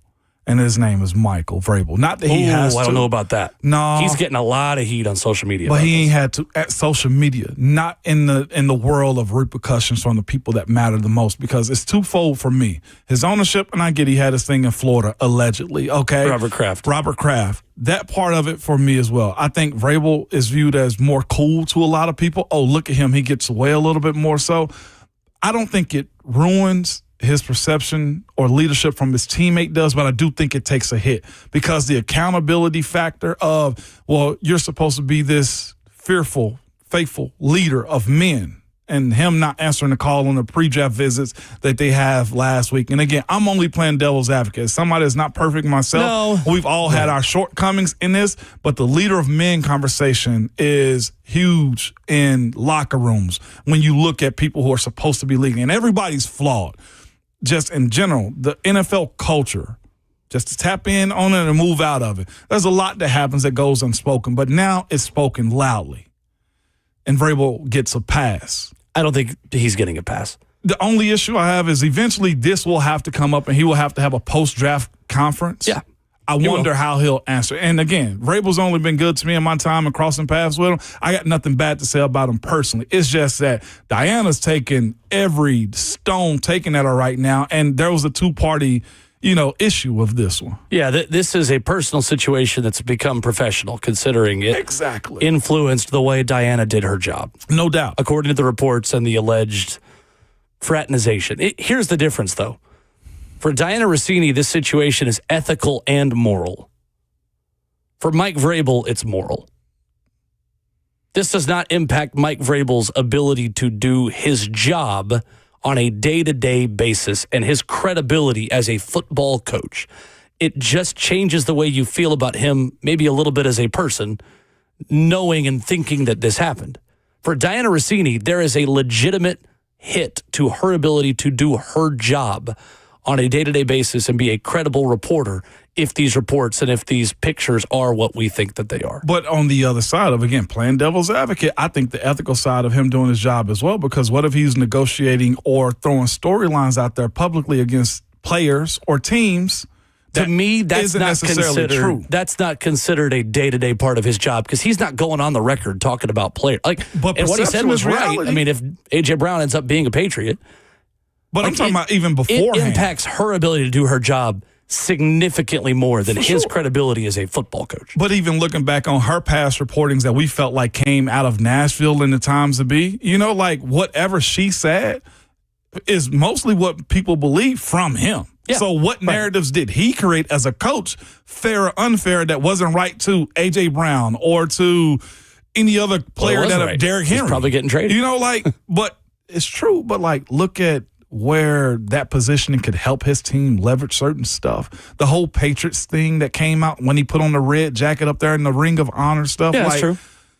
That's the ethical That's a side small of it. part of Mike Vrabel's job. It's the coaching side of it, phenomenal. That's the only point I'm making. That's very true. His But coaching again, is not impacted by what he's doing off the field or in Sedona. just playing devil's advocate, that it's a two-person party. It hurts both of their reputations, but it more directly impacts Diana Rossini's Absolutely. occupation. No That's the doubt point. about it. Yeah. Messy, and I'm step away out of it. It is messy. Yeah. It's not something we really wanted to get into because I feel like, I don't know, it's just kind of irresponsible to throw mud on people when you don't know all the facts. As more reports have come out, we've received more facts. Enough to say that this is a little bit of a admission of guilt, resigning when she did. And that that we have, the follow-up that A.J. Brown, according to Schefter, is likely going to become a Patriot sooner rather than later, as in after June 1st. Yeah, it's She'd be right. It's not great. It's not great for Diana. No. Coming up, what do you not know about the Titans draft? What are the question marks? We know they are taking the fifth-year option on Peter Skronski, $19.07 million for his fifth-year option on the salary cap for 2027. That's a logical next step. What are the unknowns entering draft week for the Tennessee Titans? We'll dive into that next.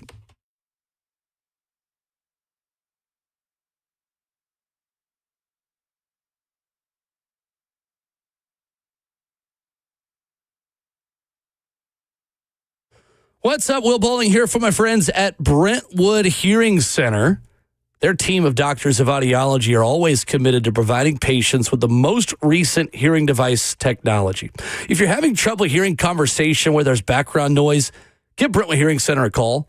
Maybe you've been outside, you're sitting in the beautiful weather at a restaurant, and all you can hear is the background noise, the different conversations happening on the table behind you, the table next to you.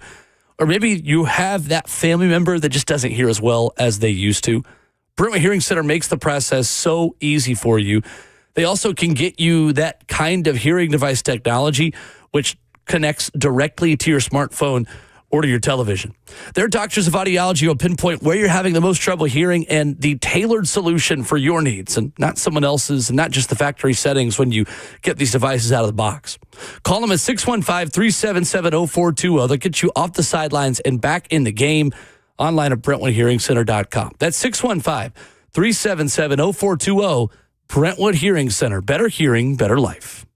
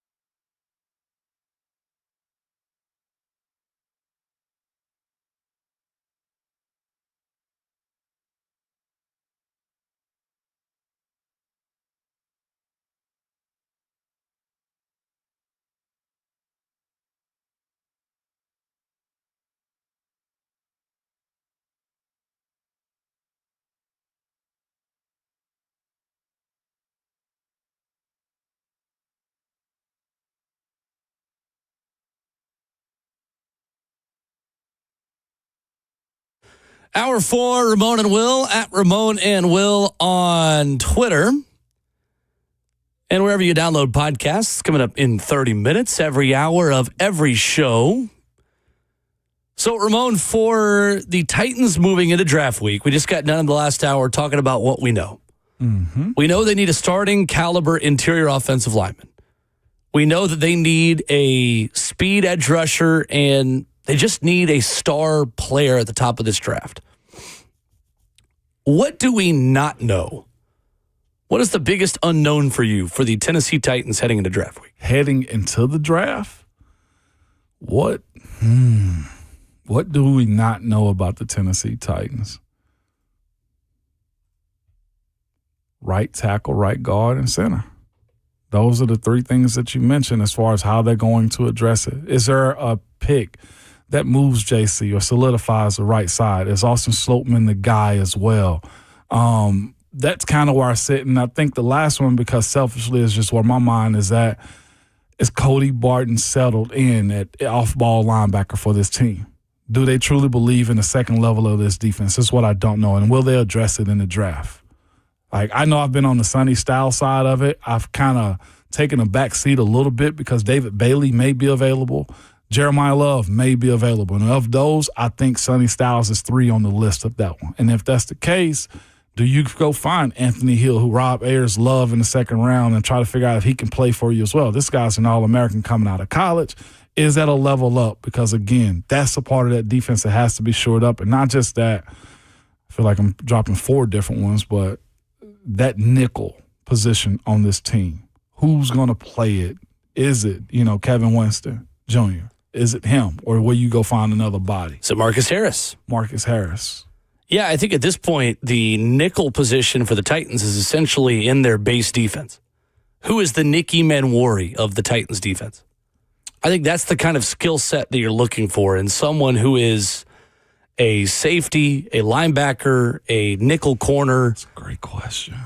The other player I love there is Traden Stukes, the older big nickel from Arizona, who played that F-cat nickel spot in the Arizona defense. It's funny, again, we talk about how these players are described in the positions they're put in. Traden Stukes is kind of a corner/safety. Kyle Lewis is kind of a linebacker/safety. In reality, they would play the similar type of position for this Titans defense. There's a lot of buzz that Traden Stukes is going to go higher second round. I think he would have been the dream pick at 66. I'm not sure he's going to make it there. So to that point, who fills an important spot of third linebacker, big nickel? Because what we know is they want one. Yeah. What we don't know is what is the profile of that player as it pertains to this draft class. Is it more of a corner type or is it more of a linebacker type? Traden Stukes definitely fulfills that. Yeah, he is the perfect fit. I think Traden Stukes and Keontae Scott are the 2 players that you could get on day 2 at 66 who are perfect fits for an immediate need that you have. So that's the question for the Titans, I guess, this weekend, because I do think they've done a real good job of satisfying positions all across the defense and some on offense as well, especially bringing Calvin back, Wandale, et cetera, et cetera. The offensive line handled itself, I'm with you, through the draft. Now, getting to this 35th overall pick, that's the question. Do you go with what the board tells you to do, or do you go after Traden Stukes? Because it satisfies you for if the player talent is there, you can immediately put him into this defense, and you feel like he can grow and learn. How much does age matter there? I don't think it has to anymore. He's 24. I genuinely don't think you have to. 6th-year senior, starter for 3.5 years at Arizona. That puts him at 29 years old going into his second deal. I look at it the same way college coaches will look at it as well. He's mature enough to handle what we're going to ask him. Yeah, but college coaches had these guys for a max of 5 years. Yes. But NFL teams want them for a max of 10 to 12 years. Keep them young and dumb is where I think the league plays that game, and we don't say that enough. If I can rotate guys in and out for years to come at that certain position, give me 4 years and be done. That's a successful draft pick. That's a successful return on investment if you're asking me as well. He's somebody else's problem if you can find another one like him again. That's so bad to say. Well, that's the business of the NFL. It's part of it. I said it out loud. That's so bad. It is what it is. I think the thing for me that I don't know is how motivated they are to trade if one of their star defensive players is the pick at 4. Between David Bailey, Arvell Reese, or Sonny Styles, what would it take for them to move back?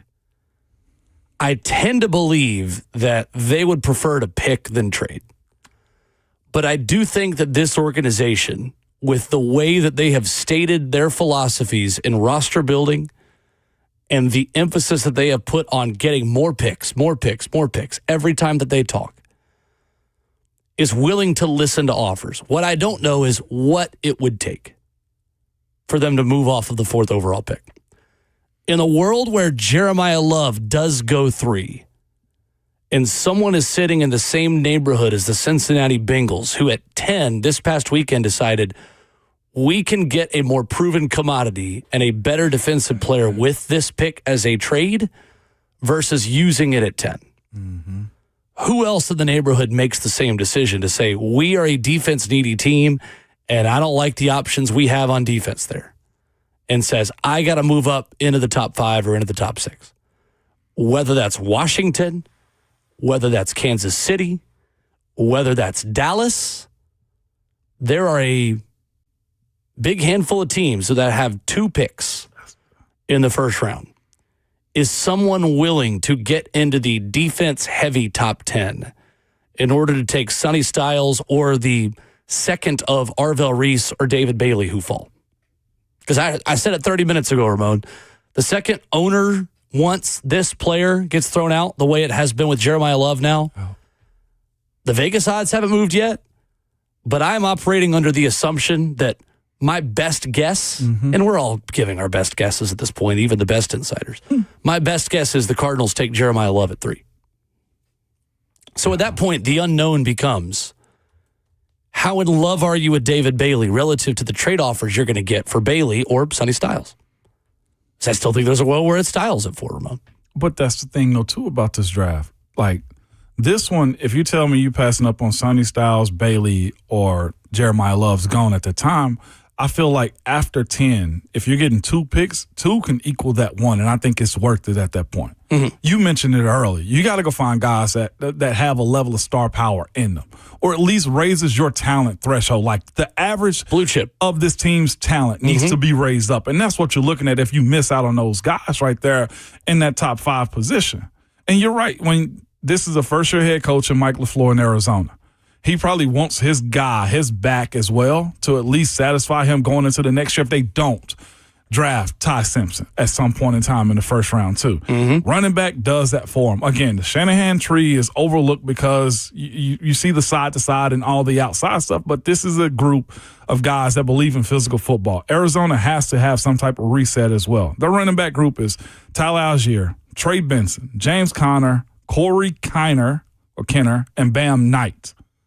It's pretty similar to the Titans running back room. It's kind of lackluster over there. James Conner is Tony Pollard. Tajay Spears is Tyler Algier. Similar running back groups. And I know Michael Carter, Bam Knight. They had Michael Carter last year, too. And they got Tony Pollard and James Conner. Uh-huh. It's very similar. Yeah. And you're right, the ownership wanting this pick with a first-year head coach, offensive head coach. Wanting something fun. Why are you making so much sense today? You come back from a bachelor party. I came back from my bachelor party, and beers gave me knowledge, I guess. I don't know. It just makes sense like this. But that's the reality of what the draft can provide to you, too. It is. I don't think anything the Cardinals have done at running back prevents them from drafting Jeremiah Love. No. What prevents them from drafting Jeremiah Love is the general thinking that you should have your quarterback before you get your running back. In this situation, we're also working under the assumption that the Cardinals are trying to kill 2 birds with 1 stone and trying to get both in the same draft. Drafting Jeremiah Love and Ty Simpson in the first round. Well, I mean, it's essentially what the Raiders did this past year, Vegas Raiders. I mean, I know they was trying to pair him up with Geno Smith. They already had Geno Smith, who's a veteran, and they didn't have to use really high-level draft capital to go get Geno. But now you can allow Mendoza to grow up by handing the ball off to Genty. Yeah, they just did it out of order a little bit. Yeah, they did, yeah. But, I mean, at the same time, they didn't, because we were working under the assumption last year that Geno Smith was still good at football. Turned out he wasn't, based off of all the things around there and the fact that Chip Kelly maybe wasn't the right pick at OC to go with Pete Carroll, who was kind of in a retirement job, and Geno, who just kind of was shrapnel and collateral within all of that.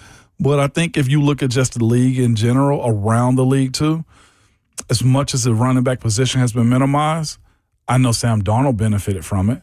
I know Bo Nix did. I know just looking around the league. Patrick Mahomes has been penalized for not having it. Yep. That's not been a run-heavy team. I mean, Isaiah Pacheco's declined, and second try Kareem Hunt. They cared enough about running the football to help their quarterback that they went and signed the Super Bowl MVP. James Cook and Josh Allen. Saquon Barkley led the Eagles to a Super Bowl. And now look at what Jalen Hurts looks like in games where the Eagles can't run the ball. He looks awful. Yeah. The run game matters. It does. And it's become so devalued that it's become valued again. Pendulum never stops in the middle. Never does. So I can't totally blame Arizona for working along the same line of thinking the Titans are to say that this draft doesn't have high-level superstars at premium positions. Let's go get the most sure thing we have to kickstart a rebuild. Or there's also, the other unknown of this just being a smokescreen from Arizona. Cam hit us up on Twitter. Says, at Ramon Will, would not be surprised if Arizona is leaking their interest in Love because the Titans are expected to draft him. Could easily be a smokescreen to acquire more picks. For what reasons? Arizona calling other teams, or teams calling Arizona about moving back. Talking about the Titans loving Love. So now they're talking about how much they love Love. To say, we feel great about this pick. Because if there was no level of thinking that they loved their options at 3, no pun intended, then they wouldn't be able to get much at 3. Right. If Dallas calls them and says, hey, what do you want? Knowing that, hey, you guys don't like anybody there at 3, so we'll just give you one of these ones, a 2 next year. But if it's, hey, we're in love with the Jeremiah Love guy, it's going to take us a lot to come off this pick. It raises the negotiation. It raises the floor of what they could get. Yeah. I could absolutely see that being the case. It could be. We do know the consistency of what Easton Freeze has reported, though, that the best possible scenario for the Tennessee Titans, I think, is David Bailey falling to 4. I think that would be their plan A. David Bailey falls to us at 4 and we take him there. Okay. Arvell Reese or Jeremiah Love available at 4. That's where I think this becomes more interesting. That's another unknown. What's their conviction about Arvell Reese in this defense? Because you are projecting more on Arvell Reese than you are David Bailey. Sure. I hear Mike Bergonzi on Thursday in his pre-draft press conference saying he's one of the most explosive players I've watched and think that the Titans would be just fine drafting Arvell Reese with the 4th pick. I do think, Ramon, and I'm curious if you agree with this, I think there will be stronger convictions about Arvell Reese one way or the other. Because teams that are going to love Arvell, I think, will totally love him. But I do think there's a handful of teams that are just not going to have him on the same level as David Bailey because they haven't seen him do it yet as much in college. You just don't know which version that you're going to want to ask for. I'll put it this way. Do you think Arvell Reese is the more polarizing prospect than David Bailey? I think he is. But between David Bailey, yeah, absolutely. I think he's more polarizing. No doubt. I think there will be people that love him more than Bailey. I think there will be people that dislike him more than Bailey. I know on surface level that doesn't sound like a very hot take. Like, it's not meant to be a hot take, though. It's meant to be, I think, what's happening. Arvell Reese, people are going to totally love or just kind of be out on because they've not seen him do it yet. David Bailey is somewhere in the middle of those two high and low end evaluations. I think everyone is just going to really like David Bailey. Which, to be quite honest with you, I honestly... Is that what this team needs? Yeah. I think they could use a weapon like that in general. But my thing is, as far as the Jets taking Arvell Reese at 2, do they have, does Aaron Glenn have the security to take that pick? That's always been the thing on that's why David Bailey made sense to me, is because if Bailey has the higher floor and is the more immediately productive player, Aaron Glenn needs that to save his job. Yes, he does. To me, it says that Aaron Glenn's voice is not very well trusted within the building. Because if I'm Aaron Glenn, I want David Bailey. I can see that. Yeah. Let's go to the phones. Roy's in Houston, Texas. What's up, Roy? What's up, Roy? Okay, I want to talk about Tony Pollard and Spears. Both of their contracts are up at the end of the year. So you think Tennessee Titans going to go into 27 looking for a running back a left tackle, and a wide receiver? I don't think so. And I'm going to give you some more information. Kansas City going to take the third pick from Arizona because they got 2 first-round picks. They got their second, third. They got all their picks. The only team that could come up to and want to take the third-round pick from Arizona is Washington. And Washington don't have but 4 picks. A first-round pick, a fourth-round picks, and all the rest of them behind 5th. Mm-hmm. So Tennessee is sitting there, and they're going to have to take Love. And he's going to be there. Roy, do you have Kansas City taking Jeremiah Love? No. Okay. All right. That's what I need. They taking Bailey. Okay. Thank you, Roy. Third-round pick. Appreciate the call. Appreciate the call. We got a couple more on the phone we got to get to here, so we'll keep it moving. But I disagree with the first point. I agree with the second one. I think Kansas City makes a ton of sense to move up to 3 in a draft where defensive players are going to be flying like hotcakes early. Yeah. They're at 9 and might kind of be left out in the cold, unable to get the guy that they really covet there. 9 and 29. I don't agree, though, on having to address running back, left tackle, wide receiver. That's too much. In my opinion, you can always go get a running back because good ones are always available. That's the problem. So, yeah, waiting to get a running back in 27 is just fine because you can draft a starter on day 2 of every draft, or you can sign a number 1 for, backup quarterback money sometimes? Easy work. Easy work. I mean, Kenneth Walker's deal is, $9 a quarter of what Will Anderson Jr. just got? Yeah. A third, I think. Yeah. Let's go back to the phones. Ronnie's in Clarksville. What's up, Ronnie? Hey, I wanted to ask a question. Sure. Why, in the NFL, when running backs are the cheapest paid position and their career is half of everyone else's because they take such a beating, why draft a running back at 4? I mean, I don't understand it. Can you all give me some light on that? Yes, sir. Sure. Thank you, Ronnie. What do you think, Ramon? I think it's this running back, Ronnie. This one is one that catches the ball well out the backfield. He's down the sideline. He can go in between the tackles.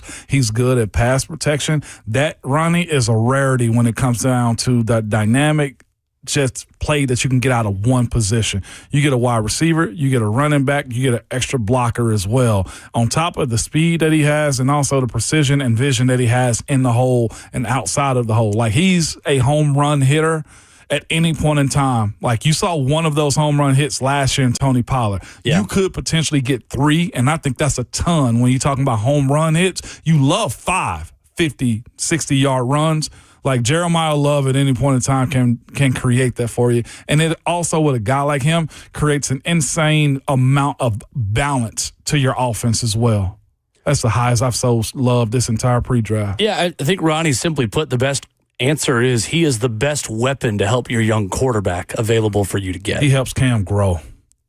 If Jeremiah Love can turn a 1 or 2 yard gain on a first down run to a 5 or 6 yard gain, easy, even just beyond the home runs he's going to hit, because he had multiple rushes of 50-plus yards. I mean, he is a home run hitter. Mm-hmm. But even just keeping the chains moving a little bit more. Yeah. Everyone gets better when you're in second and third and manageable, a situation the Titans weren't often in last year. Jeremiah Love gives you the ability of making guys miss in a phone booth and creating more explosive plays that make your offensive line better, mm-hmm. that make your wide receivers better, that make you less predictable of an offense. Because last season, when the Titans were predictable, they were bad on offense. Facts. When they were in third and chains, I heard Coach Mack say it 50 times. This offense just can't be in third and chains where these defenses can get in wide nines without the threat of a run exposing them. Meaning that defensive ends are getting wider on that line because they know you're passing. And when they knew the Titans were passing, the Titans weren't very good at passing. Jeremiah Love makes you less predictable, more explosive, and more dynamic with the ball in his hands. That's the case for Jeremiah Love to me. Coming up, we'll get to the final phone calls. Final call for phones at 615-737-1045 as we wrap up the show next.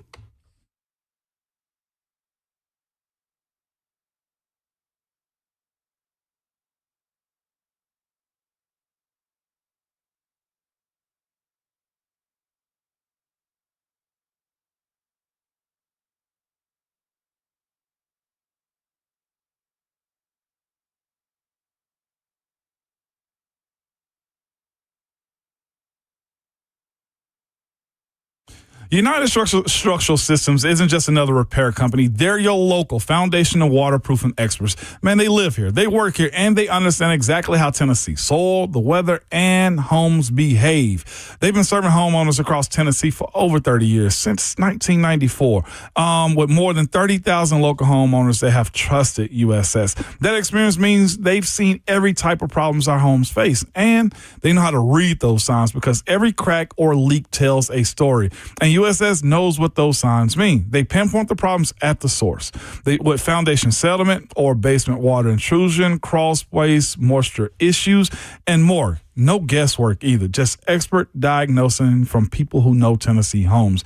And their solutions are built to last, too. The repair solutions are engineered to stand up to our local conditions, and they know what they are. They have an A-plus rating from the Better Business Bureau, and one of the best things about it is transferable lifetime warranty. So when you sell your home, that warranty goes with whatever work they've done on your house. Listen to me. You can go ahead and book your free home inspection by going to USSTN.com. This USSTN.com, and tell them that Ramon sent you.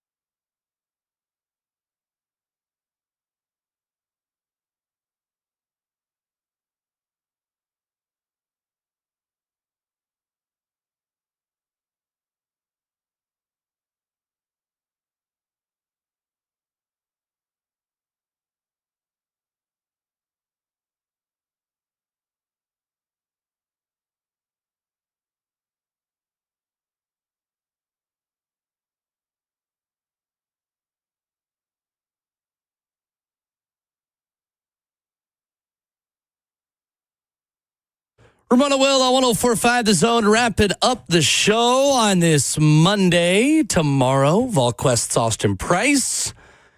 And the voice of the Atlanta Braves, Brandon Gaudin, going to stop by at 9:20 tomorrow. We got your chance to win 4 tickets to a Braves game of your choice tomorrow, right here on Ramon and Will. Braves are hot, by the way. Not a bad trip. Couldn't imagine being a Phillies fan this morning. That must really suck. They down bad? First sweep in Philly for the Bravos in 10 years. I'm guessing you're a Braves fan? I am, yes. You don't have to guess. You've known this. You know this about me. I'm playing the big. It's the only team that both sides of my family agree on, being East Tennessee and Georgia family on both sides. That's what I was going to say. Well, where else the team are of they the South. fans of? Georgia. Burf.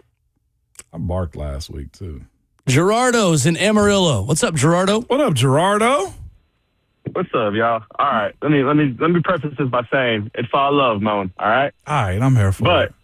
But dude, it's the final week of draft week when the one dude who's been pushing for Sonny the most came back full circle and gave the best endorsement for Jeremiah Love. I did. Man, if I don't show you how you can just honestly can't go wrong with any of these guys that we've been talking about, it's going to be interesting to see how it all falls down. But you sold me on Love. I was pushing for Sunday this whole time. I was. You just said on Jeremiah, dude, it's kind of hard not to want to take a hybrid player that can do that many things. And you put it perfectly, Mo. It's him. It's not drafting a running back that high. It's specifically him that's worth that number 4 pick, baby. Gerardo, it just shows how Thank you, unbiased Gerardo. I could be, man, about what this league is.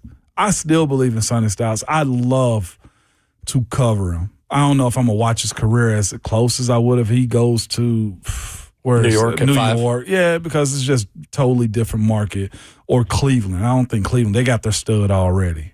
But we have to be unbiased in this approach and how we look at this stuff. I would love Styles, though.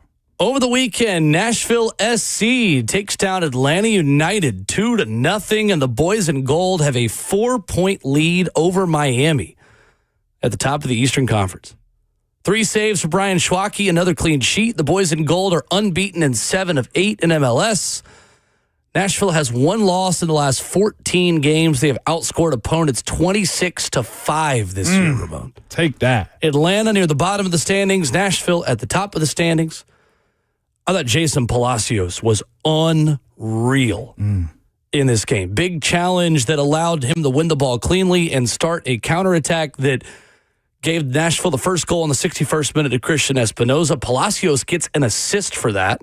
He is playing at an MLS best 11 level. Ramon, that's first team All-Pro. All right, then. He is playing at a first team All-Pro, which we know is best 11 level for Nashville SC.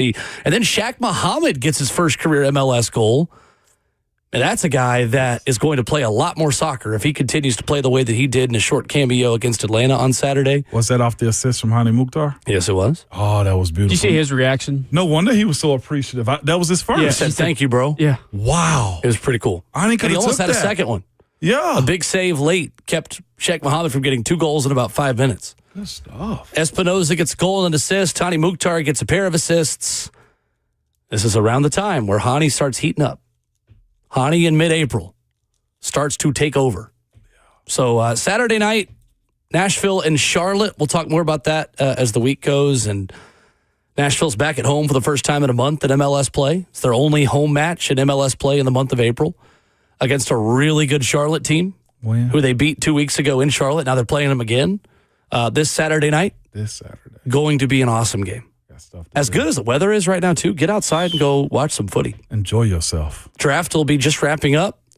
You'll have draft stuff that you don't have to be paying attention to as much anymore. Now we just get to sit around and drink a cold beverage and watch some soccer. Watch the best team in MLS so far. Saturday going into Sunday, you can look at the undrafted list, though, too, guys. That's true. 8th round. Look at those dudes. Absolutely.